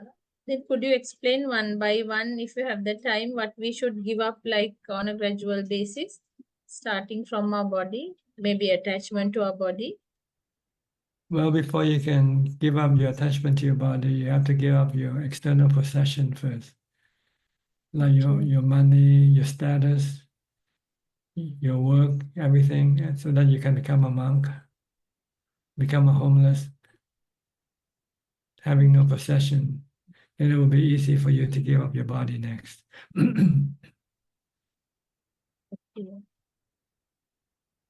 Thanajan, giving up our body means like attachment to it. But That's right. that we still have to feed it, and like we have to take medicine when it gets sick. All these Yes. things we have to do, but without getting attached to it. Excuse me.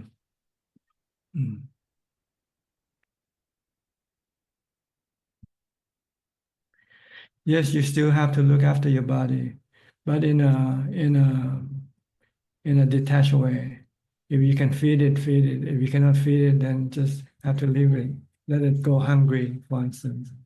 But you won't go break the precepts to steal some food to eat. Because by stealing, you're committing bad karma and it can be harmful to your mind.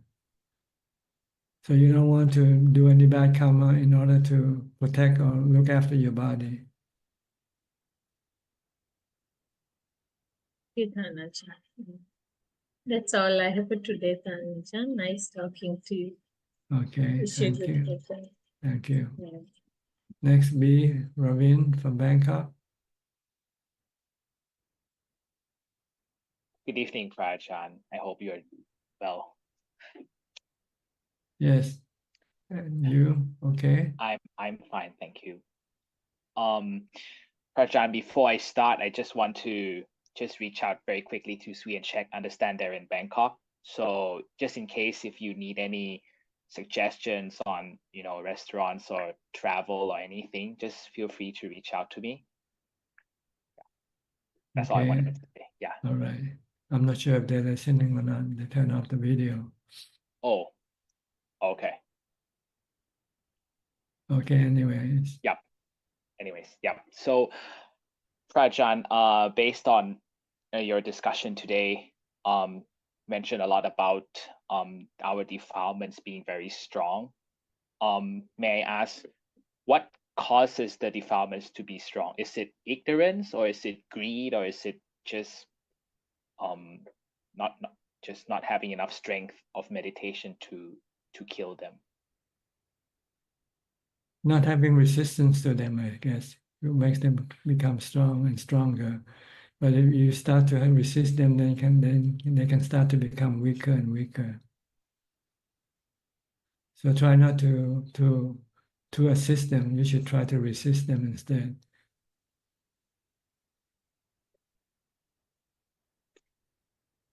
Because I notice, you know, sometimes when I wake up and I try to develop mindfulness, I realize it's not easy to do, even when I'm able to achieve it, but it's so easy to lose it. So it seems as if the defilements are very good at distracting us, but when we want to get rid of them, it requires a lot of effort. That's right, because we hardly try to resist them. It's only now in this lifetime that we come across the Buddha's teaching that we understand that we should resist our defilement. So we're just beginning to resist them, but long before that, we've been supporting them, following them. So they're very strong. They're like the what you call the heavyweight champion. You know, we're just beginning boxer, so it's gonna take a while before we can really fight our defilement.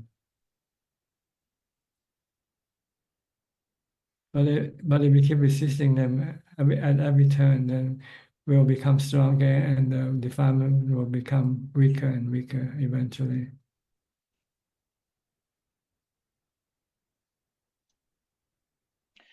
So the tools to get rid of the defilements is dana, because it reduces our greed, sila, because it has our morality, and samadhi, because it strengthens our mind. We can stop the defilement when we meditate. When the mind becomes still, then the defilement cannot do anything. And with wisdom, we can eliminate the defilement, because wisdom will tell us that the defilement is bad for us, not good for us. And the objects of the defilement are also not good for us, because they are anicca, dukkha, anatta. So these three practices, dana, sila, and bhavana, are designed for the elimination of the defilement from the mind, purify the mind.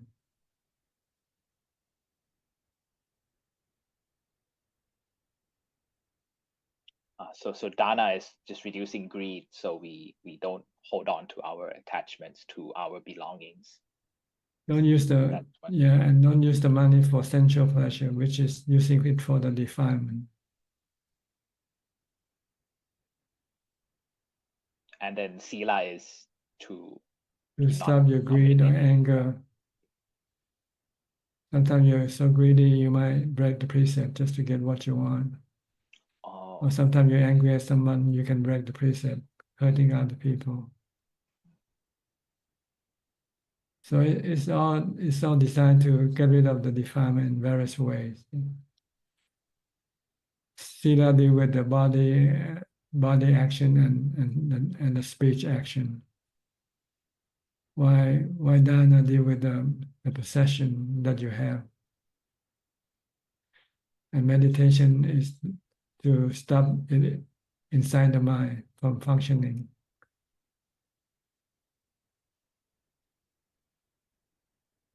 So we need all these together to have Yes, Unless effective result. if you don't have any more money, then you don't have to worry about dana anymore because you have nothing to give. Like monks when they become a then they give up all the possession. They don't have any money, so monks don't have to do any dana, unless if they have some money from people who wants to give them, then they should also give up this money because money is not good for the mind. It's good for the defilement, but not good for the mind.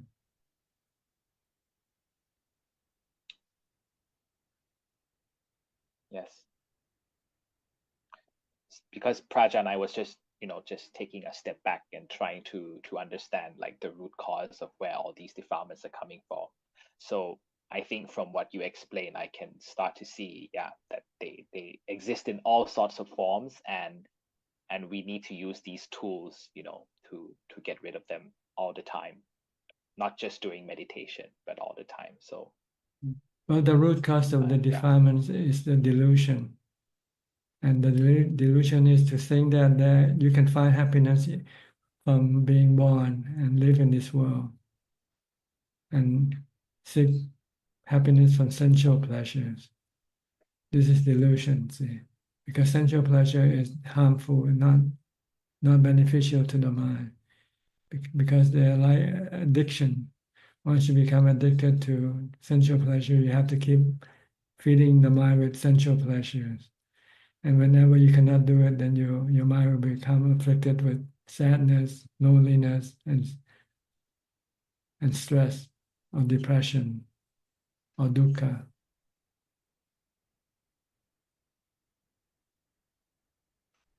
So when you have the delusion that sensual pleasure is good for you, then you have greed for sensual pleasure. Then you have greed for money because you need the money to buy the sensual pleasures for you. So you work hard to make more money so that you can spend on sensual pleasures. And the more you spend, the more you need to work more for more money.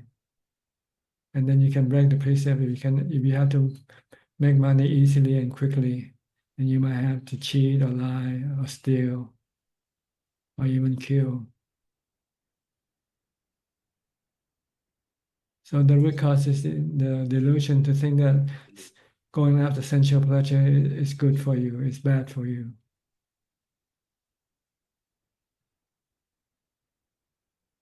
Okay. oh, I see.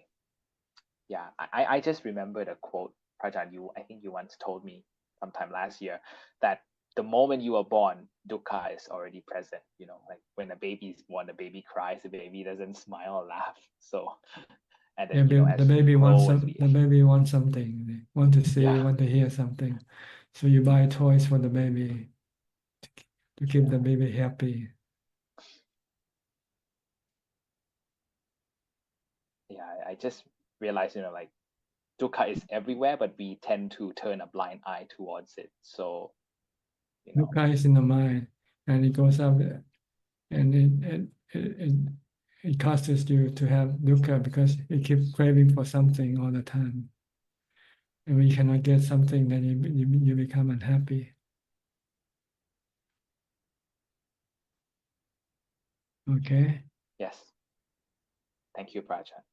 you're welcome. Lynn from Indonesia.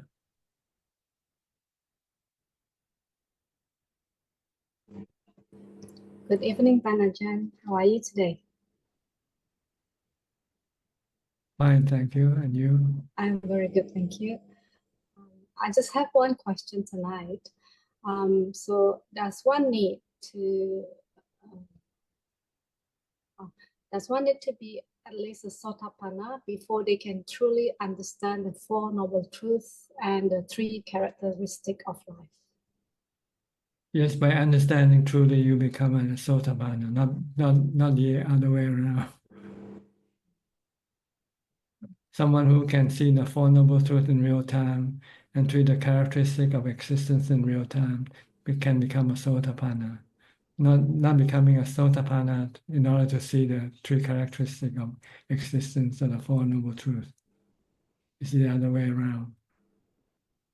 If you can see the Four Noble Truths and the three characteristics of existence, then you can become a sotapanna. Like if you get sick right now, and the doctor say you're gonna die in 2 days, 3 days, what would happen? You feel stressful, right?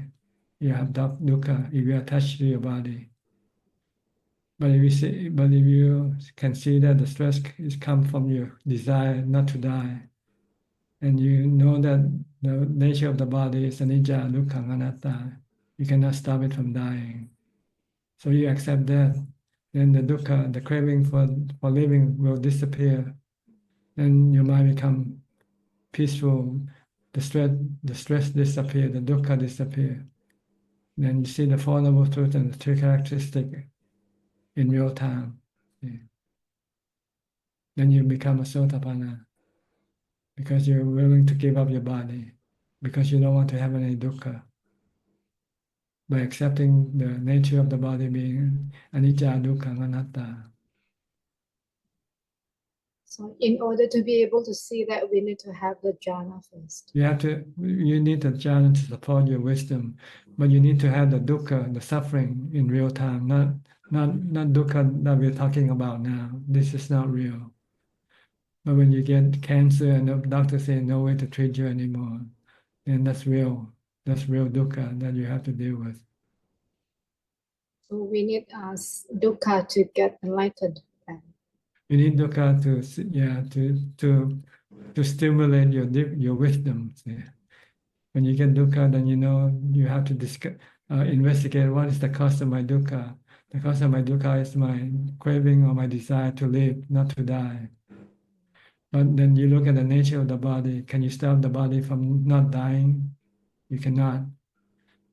So you have to eventually accept that the body is anicca, it's going to die anyway, whether you like it or not. And if you resist by having craving, the desire to live, then you're creating dukkha in your mind. If you don't want any dukkha in your mind, then you don't want to have the desire to live or not to die. When you don't have this desire, then the dukkha disappears. And the mind is free from dukkha, from attachment to the body. But it doesn't stop the body from dying anyway. The body still dies. But the mind doesn't have any dukkha with the death of the body. So you need something, some really life-threatening situation to trigger your wisdom into action, your wisdom and your equanimity to deal with the stress that arises from this life-threatening situation. So we need stimulus. When you have when you think you're ready to take the final examination, then you go look for a stimulus. Like monks in Thailand used to go into the forest where they might face the tigers or some wild animals to trigger their fear of death. And they have to use wisdom to teach them to let go of the attachment to the body, because the body is gonna die anyway, sooner or later. If life is so much dukkha, so where can we find the joy of living? Well, people try to forget about the dukkha, and they like to replace them with joy, see, by going after sensual pleasures all the time. But eventually, sooner or later, the body will not be able to support this pursuit of sensual pleasure. And that's when suffering will happen. And then people run away by killing the body instead. But that's not the way to solve the problem, because if you haven't get rid of your sensual pleasures, craving, then you'll come back and reborn again and face the same problem again and again.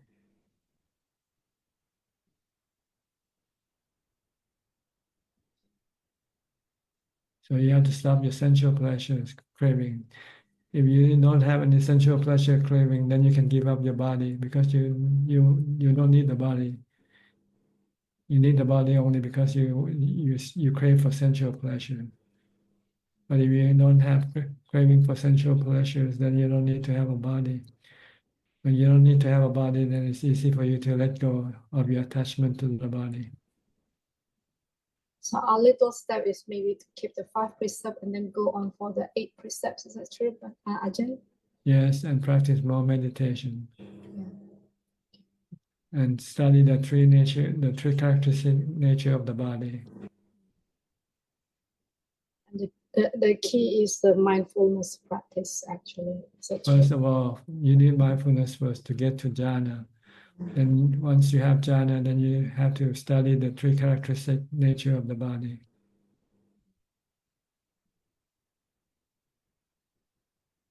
And the Four Noble Truths.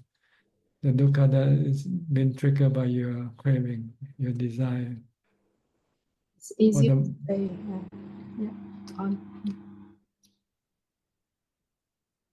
Okay. Yeah. So it's easy to say but hard to do. So yeah. By theory it's easy talking about it, but by putting yourself into the test, that's the difficult part. But you have to build up your mind to be strong enough to take the test. If you have jhana, then your mind will be strong to be able to take the test. Because you can control your mind reaction with jhana. Without jhana, you cannot control the mind reaction, your defilement reaction. For us, like lay people, we don't have a lot of chances to face the fear, or like for the monks in the forest, etc. Well, you have fear everywhere. You fear of burglar coming into the house. You have fear of fire burning in the house. Yeah.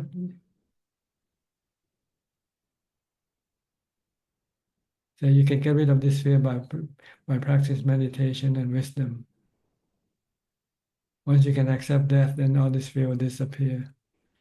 Because all the fear comes down to the fear of death, right? Eventually. Whether burglar or fire or flood, the worst fear is to lose your life, right? Yes, that's true. So once you can let go of your fear of losing your life, then there will be no fear of anything.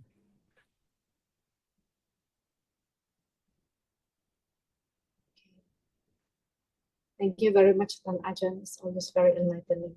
Yeah, so the goal is to build up strength for your mind first by practice mindfulness and jhana. Then your mind is strong enough to take the test. When you understand the nature of the body as being anicca, anatta.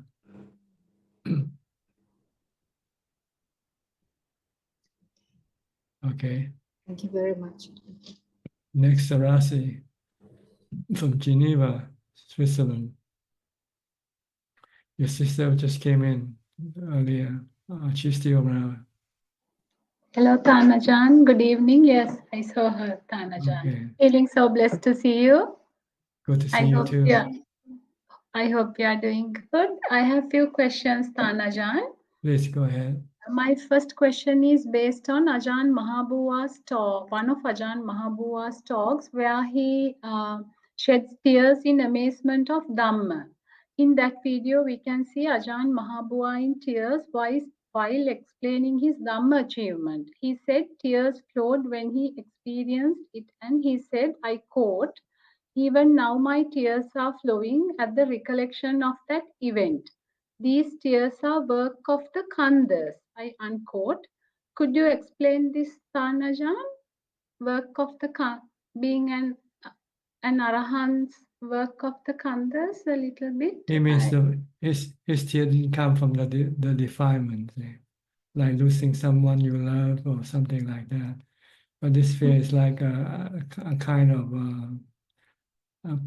pity, when you have pity, when you are deeply impressed by something, you can have goosebumps or you can shed tears sometimes. This is what he meant. The tear is not from the defilement. Is it that he pities about other people who are not in the realm of arahants, which they will go in the samsara? Is it something to that effect? I think something he pity himself for being so stupid for so long.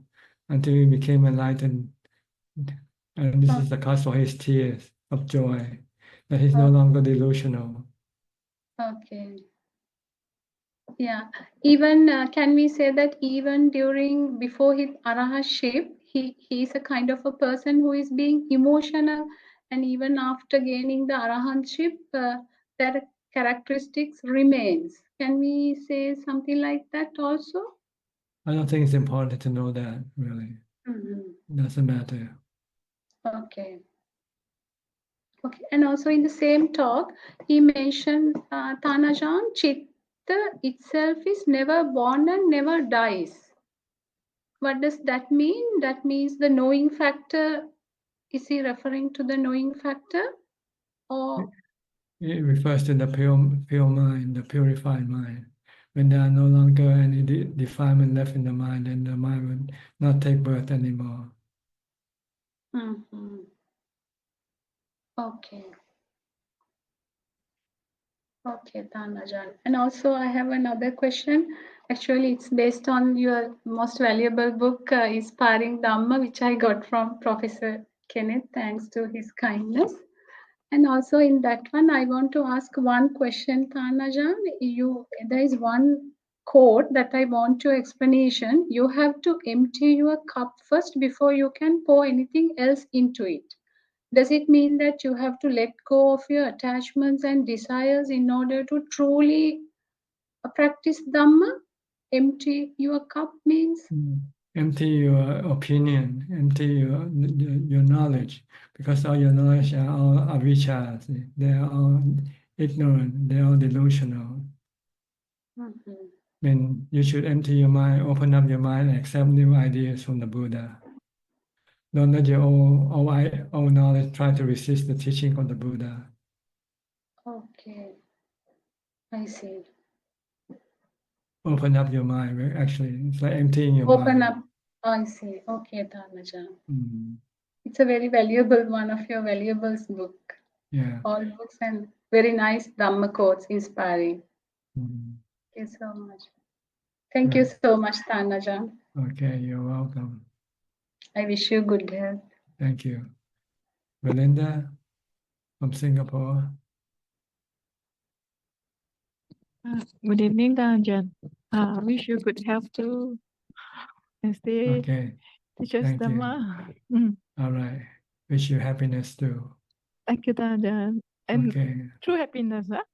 Yeah. Thank you. Happiness from the practice of dana, sila, and bhavana. Thank you, Okay. Ajaan. Next, Kokseng from Singapore. Greeting Prajan. Prajan, may I check you mentioned that our everything in this world is anicca, dukkha, and anatta. So I'd like to check Prajan. So in our daily interactions with our family members, so how do we go about interacting with them such that we do not have any dukkha? Do it with loving kindness, no attachment to them, but treat them nice, make them happy, but be ready to lose them anytime because you don't know what's going to happen to them.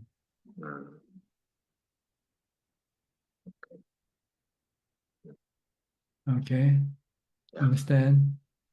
You have to use loving kindness on one hand, and you have to use wisdom on the other hand. Because if you only use loving kindness, you can become attached to them. And then when something happens to them, you can become sad. But if you have wisdom also, that anything can happen to them because they are anicca, dukkha, anatta. So when something happens to them, then you won't feel sad.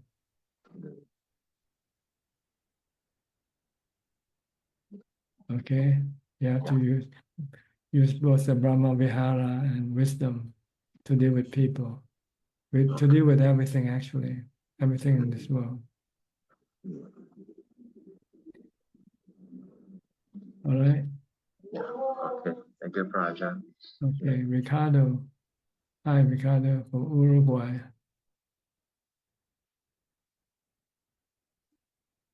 Hi, Ajaan. Nice to see you and nice to talk to you again. Good. Good We to are see you too. in Very hot for you now. Huh? holidays too, very hot. Today's very hot, and we have a power shortage, so we cannot turn on the air conditioning. It's, I don't know, 36, I think. It's very sunny. Does this happen all the time? Lots of time? Power outage? No, it's unusual. Unusual. It's sunny. Okay. Yeah, luckily.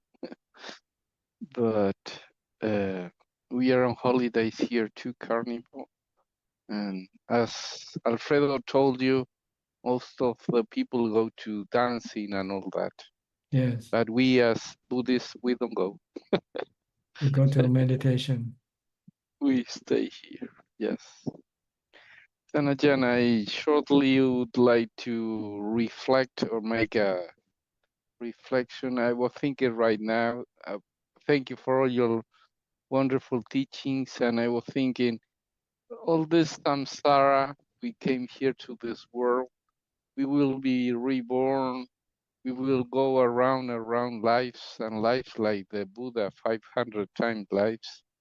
And sometimes it makes me feel some like, what's is this all about? Why? And I know there's no answer. What I know is that we are here, we have to make our job, I think, to meditate, to practice, and to get out of here as soon as possible. Yes, our delusion brings us here. So we need wisdom of the Buddha to stop us from coming back. That's all. Right. And my following question would be, how do we know exactly when it's just thinking or is wisdom? Because sometimes I'm not sure which one is one. Your thinking cannot stop suffering, see, but your wisdom can stop suffering. So when you're stressful and you can stop your stress, then that's wisdom. Okay. Wonderful as usual. And the last question would be, excuse me. No, go ahead. Yeah. The last question would be, anatta, ourself, right? We sometimes ask for respect and all that, but on behind I see myself, the ego, thinking they should respect me, I'm something important, something like that. And I know this is all an illusion, and we are anatta, no self. Can you tell us something else, please? Yourself comes from your thoughts and your memories. Keep feeding you this sense of a self, But when you meditate and when you enter into jhana, this thing will disappear. And all that is like just a knowing. Then you understand the nature, the true nature of the mind, or the knowing element. That is just knowing and thinking, that's all. And now the thinking is suppressed, the thinking is stopped. So when there's no thinking, all that is left is just a knowing. And when you come out of jhana, you start to think, then you start to think about yourself again. Then you know it's come from your thinking, and not from real. There's no real thing as a self. We just think about it. We create it by our thoughts. Like the saying say, you think you are, therefore you are. You think I am, therefore I am. Just thinking, that's all. When you enter into jhana, you start thinking, and then the sense of self disappears. All that is just the knowing. Then you understand, oh, this is the nature of the knowing element. It's an element that knows, that has the nature of knowing and thinking also, and feeling. But there's no self behind this thinking, feeling, or knowing. There's no self. It's just a sense we created. Like sometimes you're sitting here and suddenly you think somebody's behind you, right? When actually there's nobody behind you, but somehow you create this sense of feeling. Maybe somebody's behind me and trying to choke me or something. It's created by the mind. We call mental fabrication. The self is mental fabrication. There's no real self. You find this when you meditate and enter into jhana. When you stop thinking, then you could not find yourself anymore. Where am I? There's no me. Yes, yes. So this And is what we all sh- lack. We lack the to see the mind in its pure form, without the thinking. yes. So I should recall when I'm in that state, jhana, when I'm recall the state before, right? Where there's no self. You have to repeat your question because your connection is not good.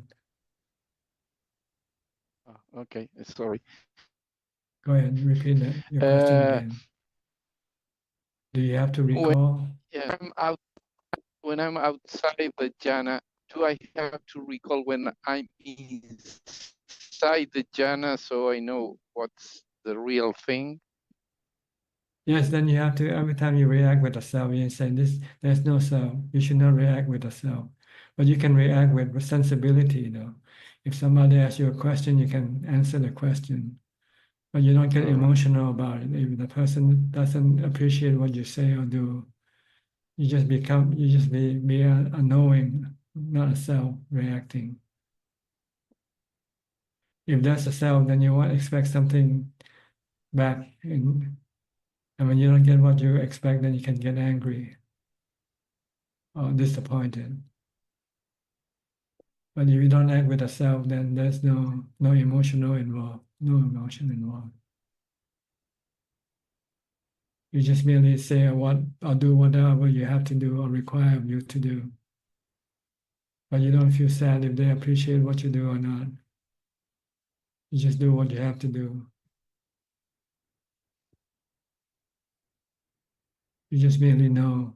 If they say something bad to you, you just remain merely know and accept that. Okay, this is what they do. This is what they say. What can you do? You cannot change them. Getting angry at them only causing you the problem, hurting yourself when you get angry.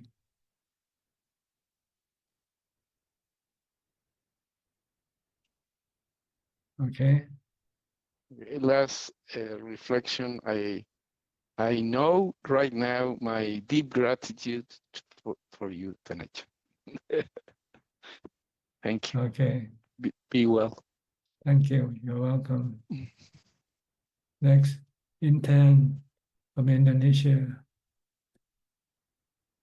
Good evening, Prajan. Yes, what can I do for you? Prajan, I just want to inform Prajan, when Prajan asked me why I stay, what is the difference stay at hotel. So after that, I think and realized that I should not stay at hotel. So I decided to continue practice at Wat Yan. Thank you to Prajan. Every time when I think at the, I think I think at the wrong side, and Prajan always remind me. Yeah, you're usually being misled by your delusion. A couple of days of sensual pleasure might be good, yeah. Yes. But Understand, meditation is better. Yes. No, unless you have some real reason that you have to stay in a hotel, then you can stay in a hotel. But not for comfort, not for sensual pleasure. Okay. All right? Prajan, see you on Monday. Okay. Thank you, Prajan. Okay, next, Piyao and Indira. Good morning from Toronto, Tanajan. How are you? Tanajan, good. We are good. How are you, Tanajan? Fine, thank you. We were so happy to see Chek and Sui at Wat Yan, now in Thailand. Yes, and we both of us also. We really want to do it one day to come and see you and come to Wat Yan. Hopefully, when the time is correct, right? Who knows? Yeah, when the time comes. Yes. We'll cross the bridge when it comes. Yes. But in maybe in Sri Lanka, when we are there, we have a bit of a longer Yes. stay there. Maybe you can just cross over to Thailand. Yeah, just about 1 hour or 2 hours flight. I Yes. think. Yes, Ajaan. Once we did that when we went to Sri Lanka, we went to see lots of monasteries. But then we didn't know about you. So, but it's okay. We will come see you one day. We've learned so much from you. So we are so grateful. It would be a way of showing our gratitude to come and see you, Ajaan. Okay, you're welcome. And also, I'd like to say something with regards to what Mandy asked. Even in, for me too, like I had a little bit of confusion about the role of females growing up in Sri Lanka in Buddhism. And but anyways, even here, Ajaan, we have Aya Medanandi, Aya Anuruddha, Aya Nimala, amazing daughters of the Buddha who's walking the path. So me like such a inspiration to all of us females. So yeah, we're very blessed that way too. At Sati Saradi, that is very close to Toronto. Yes. Okay. You have anything to say?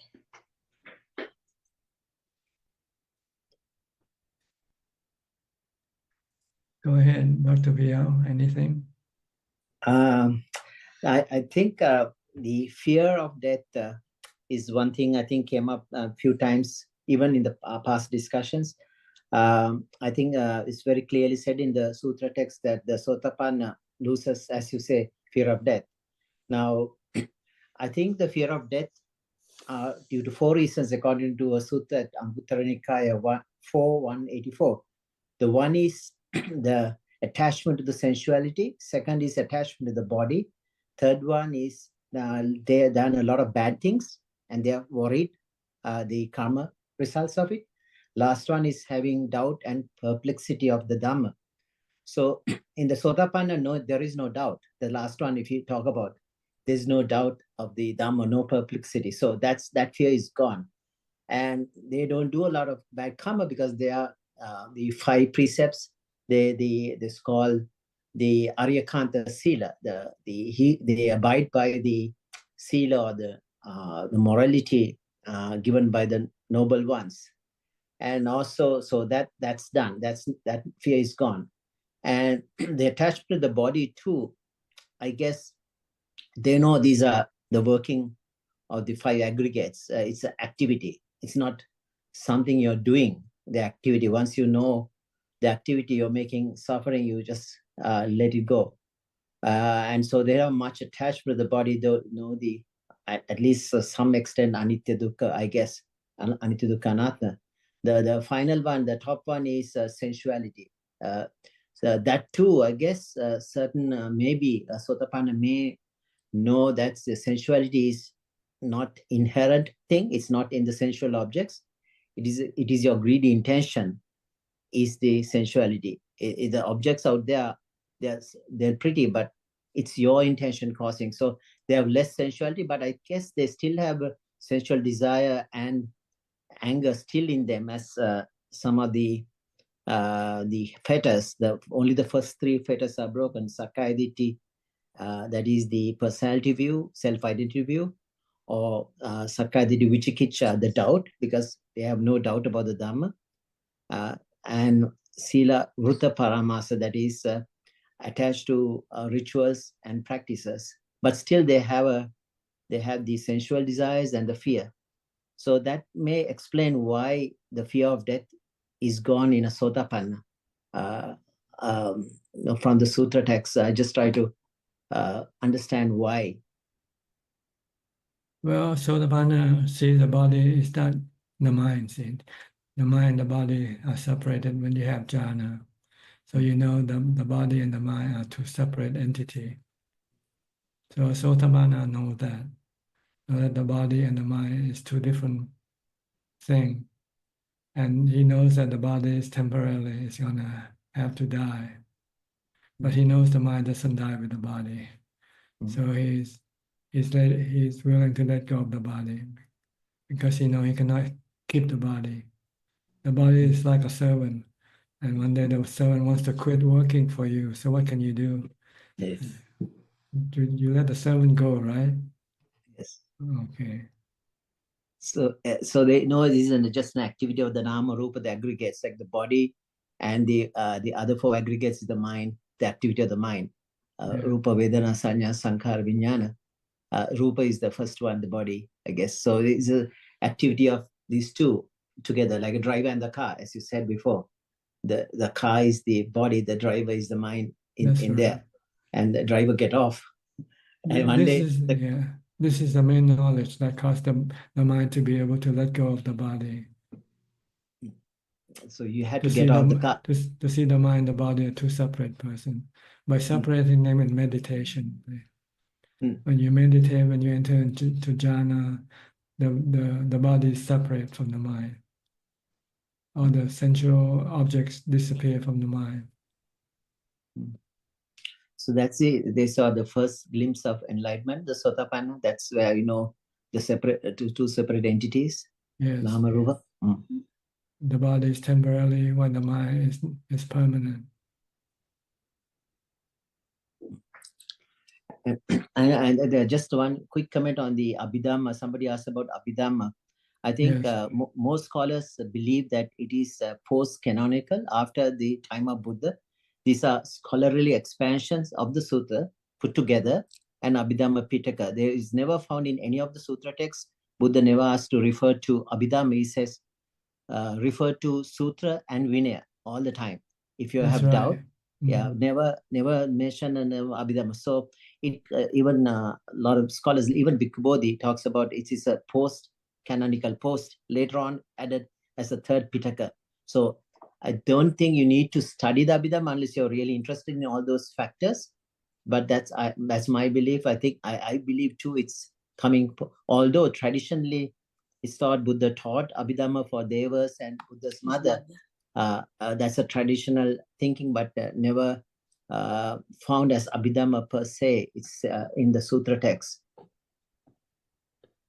Yes, I think it's an effort to try to organize the Buddha's teaching into book form or theoretical form, easy to study.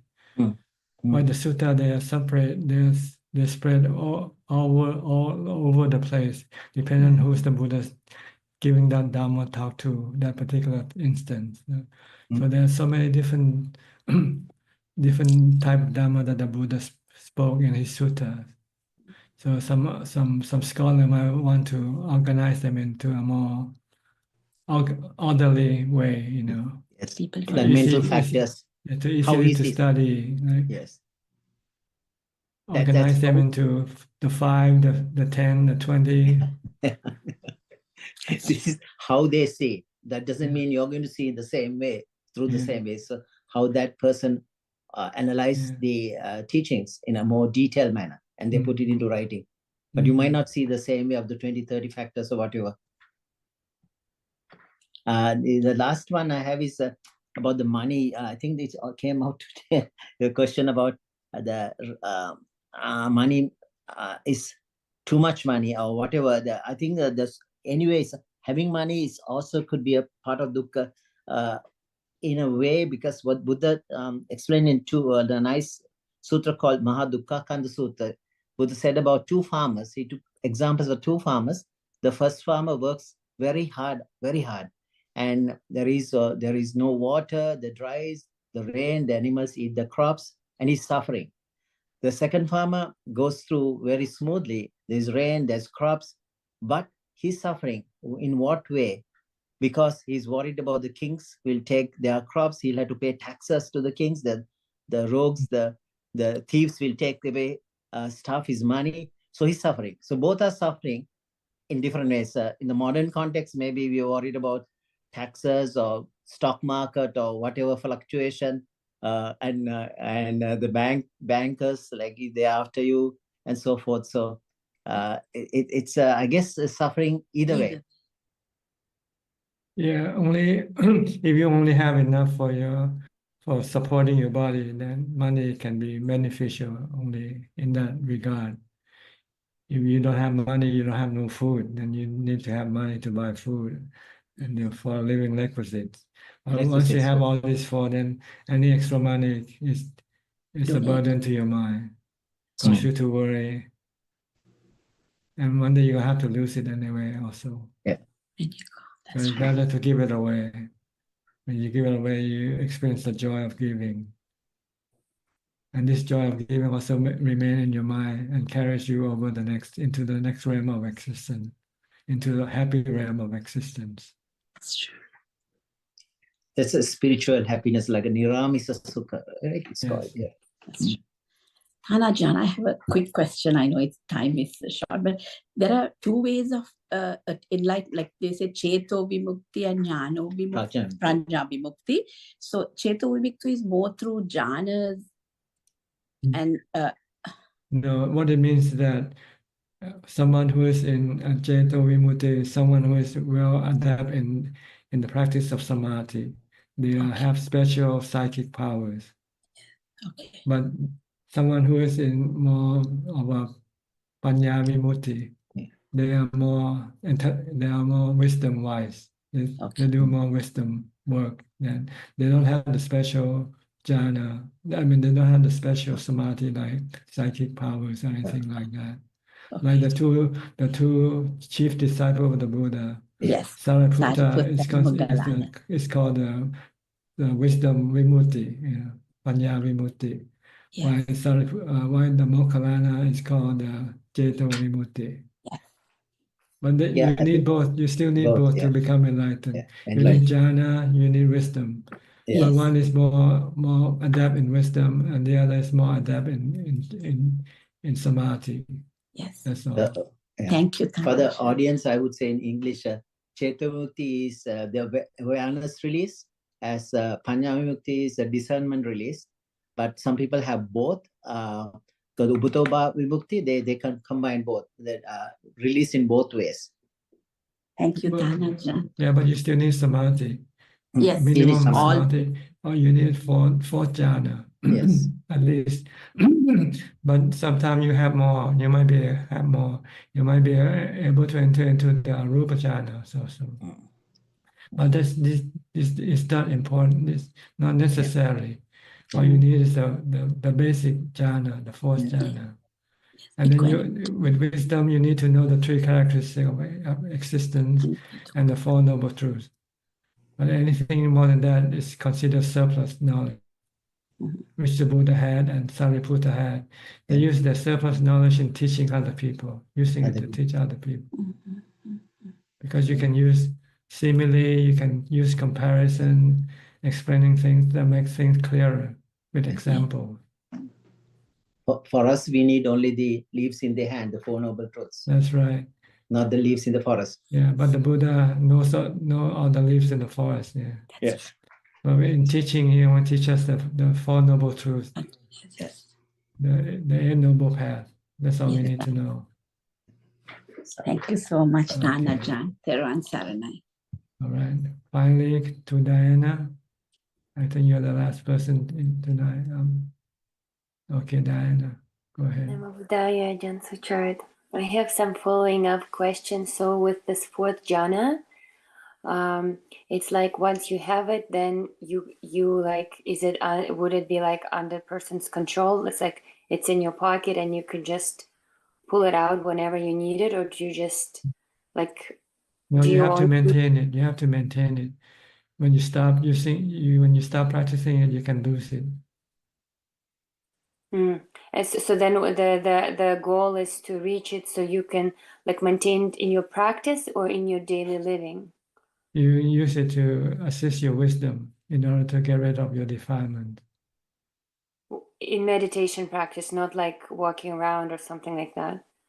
Well, you can use it walking around, but the main purpose is to protect your mind from the defilements, to get rid of the defilement that cause you the dukkha, the suffering.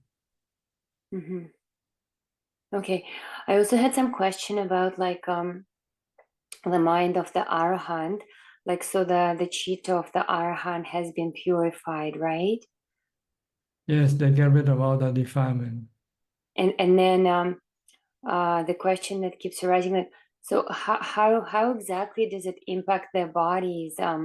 Like, do their bodies get purified? Because after, after they're passing away, I heard there's like little enlightened pieces that are left. Is that like the matter has been enlightened, or like, can you share? No, it's the pure mind can also purify some parts of the body, the bones, some parts of the bones, changing it from bones into minerals, into elements, into relics, like turning into precious stone, for instance. So does that mean as we are moving towards that pathway and our minds get purified, it also affects our bodies? Yes, the purified mind can also purify some part of the body. And does that mean that the body somehow then supports our mind purification? No, the body is just being affected by the purification of the mind only, not the other way around. Mm-hmm. And the question is like, sometimes, like, let's say there's some struggle in the practice or with the defilement, and sometimes like feeling the weakness and knowing the weakness of the defilement and feeling lost, like where exactly to where exactly find the support to kind of wishing to moving forward, but realizing that I'm not moving forward. Like, is there like, what can I do to increase the for support for the mind? You need to be close to a noble disciple of the Buddha or his teaching, because when you listen to their teaching, your mind can become inspired and you can become energized and push you to do more practice. Mm-hmm.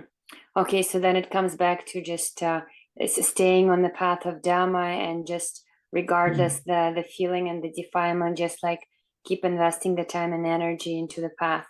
Yes, just keep studying more Dhamma, listen to more Dhammatalk when you feel lost or you feel don't have the energy to do the practice. Mm-hmm. And mhm. Go ahead.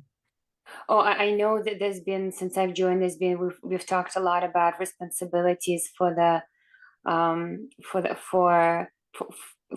towards the parents, and a little bit we touched on like responsibilities for the parent to the child again. Like sometimes I is it kind of, would it be the same as towards our parents? Like the Dhamma responsibility, like to share the Dhamma with the children, and then to share the path, or because like I have a child, right? And yes, Dhamma is something good to share. It's the best gift of all gifts. If you want to give somebody anything, if they can appreciate the Dhamma, then it's better to give them Dhamma than money, for instance. Okay, let me just But you have to find the right person also. If they don't appreciate Dhamma, then it's not good to give them Dhamma. If they appreciate money, then it's better to give them money. Okay. Oh yeah, something about the feelings we were talking, you were speaking about today. So like I'm not quite sure I understand how to like respond without feeling anything, because I find that I'm either feeling something positive or feeling something negative. And the question is like, is it possible to, let's say, to be experiencing a negative defilement, let's say, but still like somehow through awareness not be attached to it? Like, is that kind of what that's as far as I got towards understanding like how to. Well, when you start to react with like or dislike, then you know this is defilement. So you want to restrain it. Don't react with like or dislike. Try to react with sensibility or react with kindness, loving kindness or compassion. So if I'm aware of the reaction, does that mean that I have that mindfulness over it, and then I can choose my response. Is that it? That's right. If you have mindfulness, then you can know how your mind is reacting with like or dislike or not or nothing at all. Okay. Is it? I guess I haven't explored that possibility. Maybe my mind is not that sharp. And then what's it do? Present? Yeah, you have to get into jhana to get to that point where your mind become neutral, becoming, neither like or dislike, neither fear or deluded. It just remains just merely knowing. Oh, People can yes. say bad thing to you and you don't feel anything. You just know that they're saying something bad, but you don't react with like or dislike. So that's from jhana. Yeah, you have to practice jhana to So get to that point. is jhana something we can take to our next lifetime? If you keep practicing, yes, it will become a habit. In your next lifetime, you will do more jhana than do other things. And then eventually it would get us into like to arahantship and enlightenment. Yes, you get to the level of wisdom. Wisdom. Okay. I also wanted to ask you about this, like a bigger defilement, like something like trauma, which causes like freezing or feeling. Like, so basically it's causing like the lack of feeling, like it's called like freezing. So is this something that mindfulness also help with eradicating? Like this kind of I'm not sure about what you say when you say freezing something. Freezing is just like numbness of feeling, Numbness. which is often the result of trauma that hasn't been processed. Like trauma would be like a feeling that for some reason a body or mind wasn't able to process due to extreme fear, let's say. It just like a blockage of feeling, and then I guess a numbness, like a lack of feeling, a lack of awareness. So then my question is, could application of this mindfulness mindfulness be workable to unfreeze it, so then the awareness comes through, and then I can work with the whatever is trauma blocking? Well, the problem is, can you get over the freeze or not? If you cannot get over the freeze, you cannot get to mindfulness.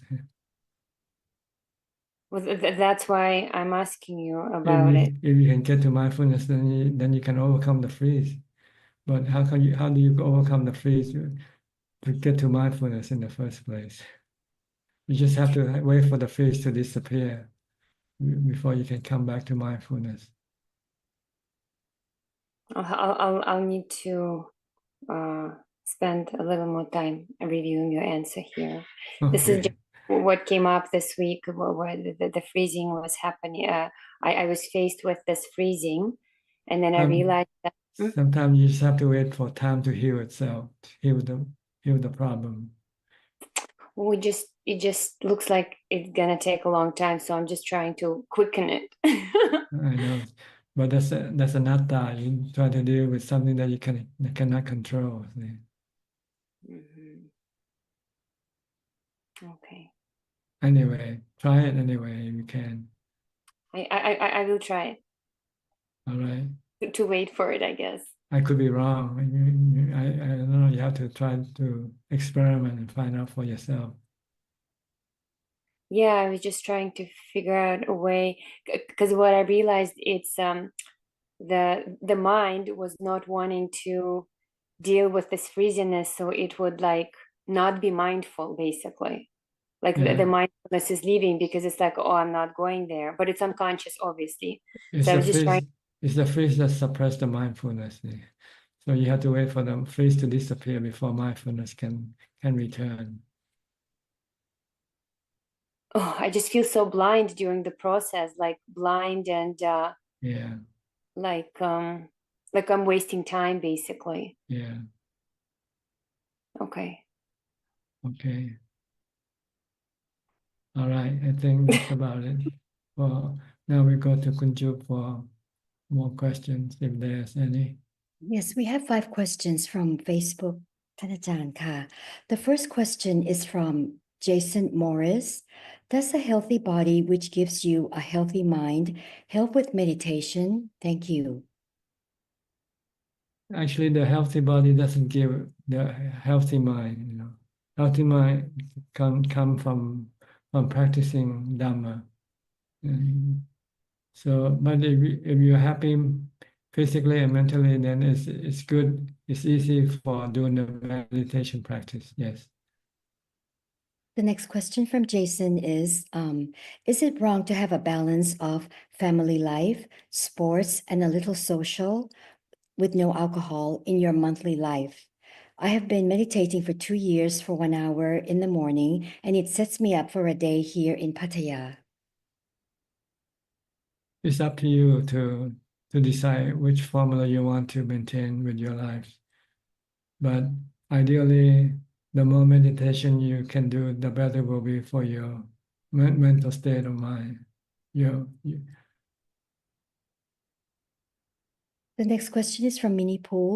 Dear Ajahn, if we are a leader of a nation and another nation takes advantage of our nation, what should we do?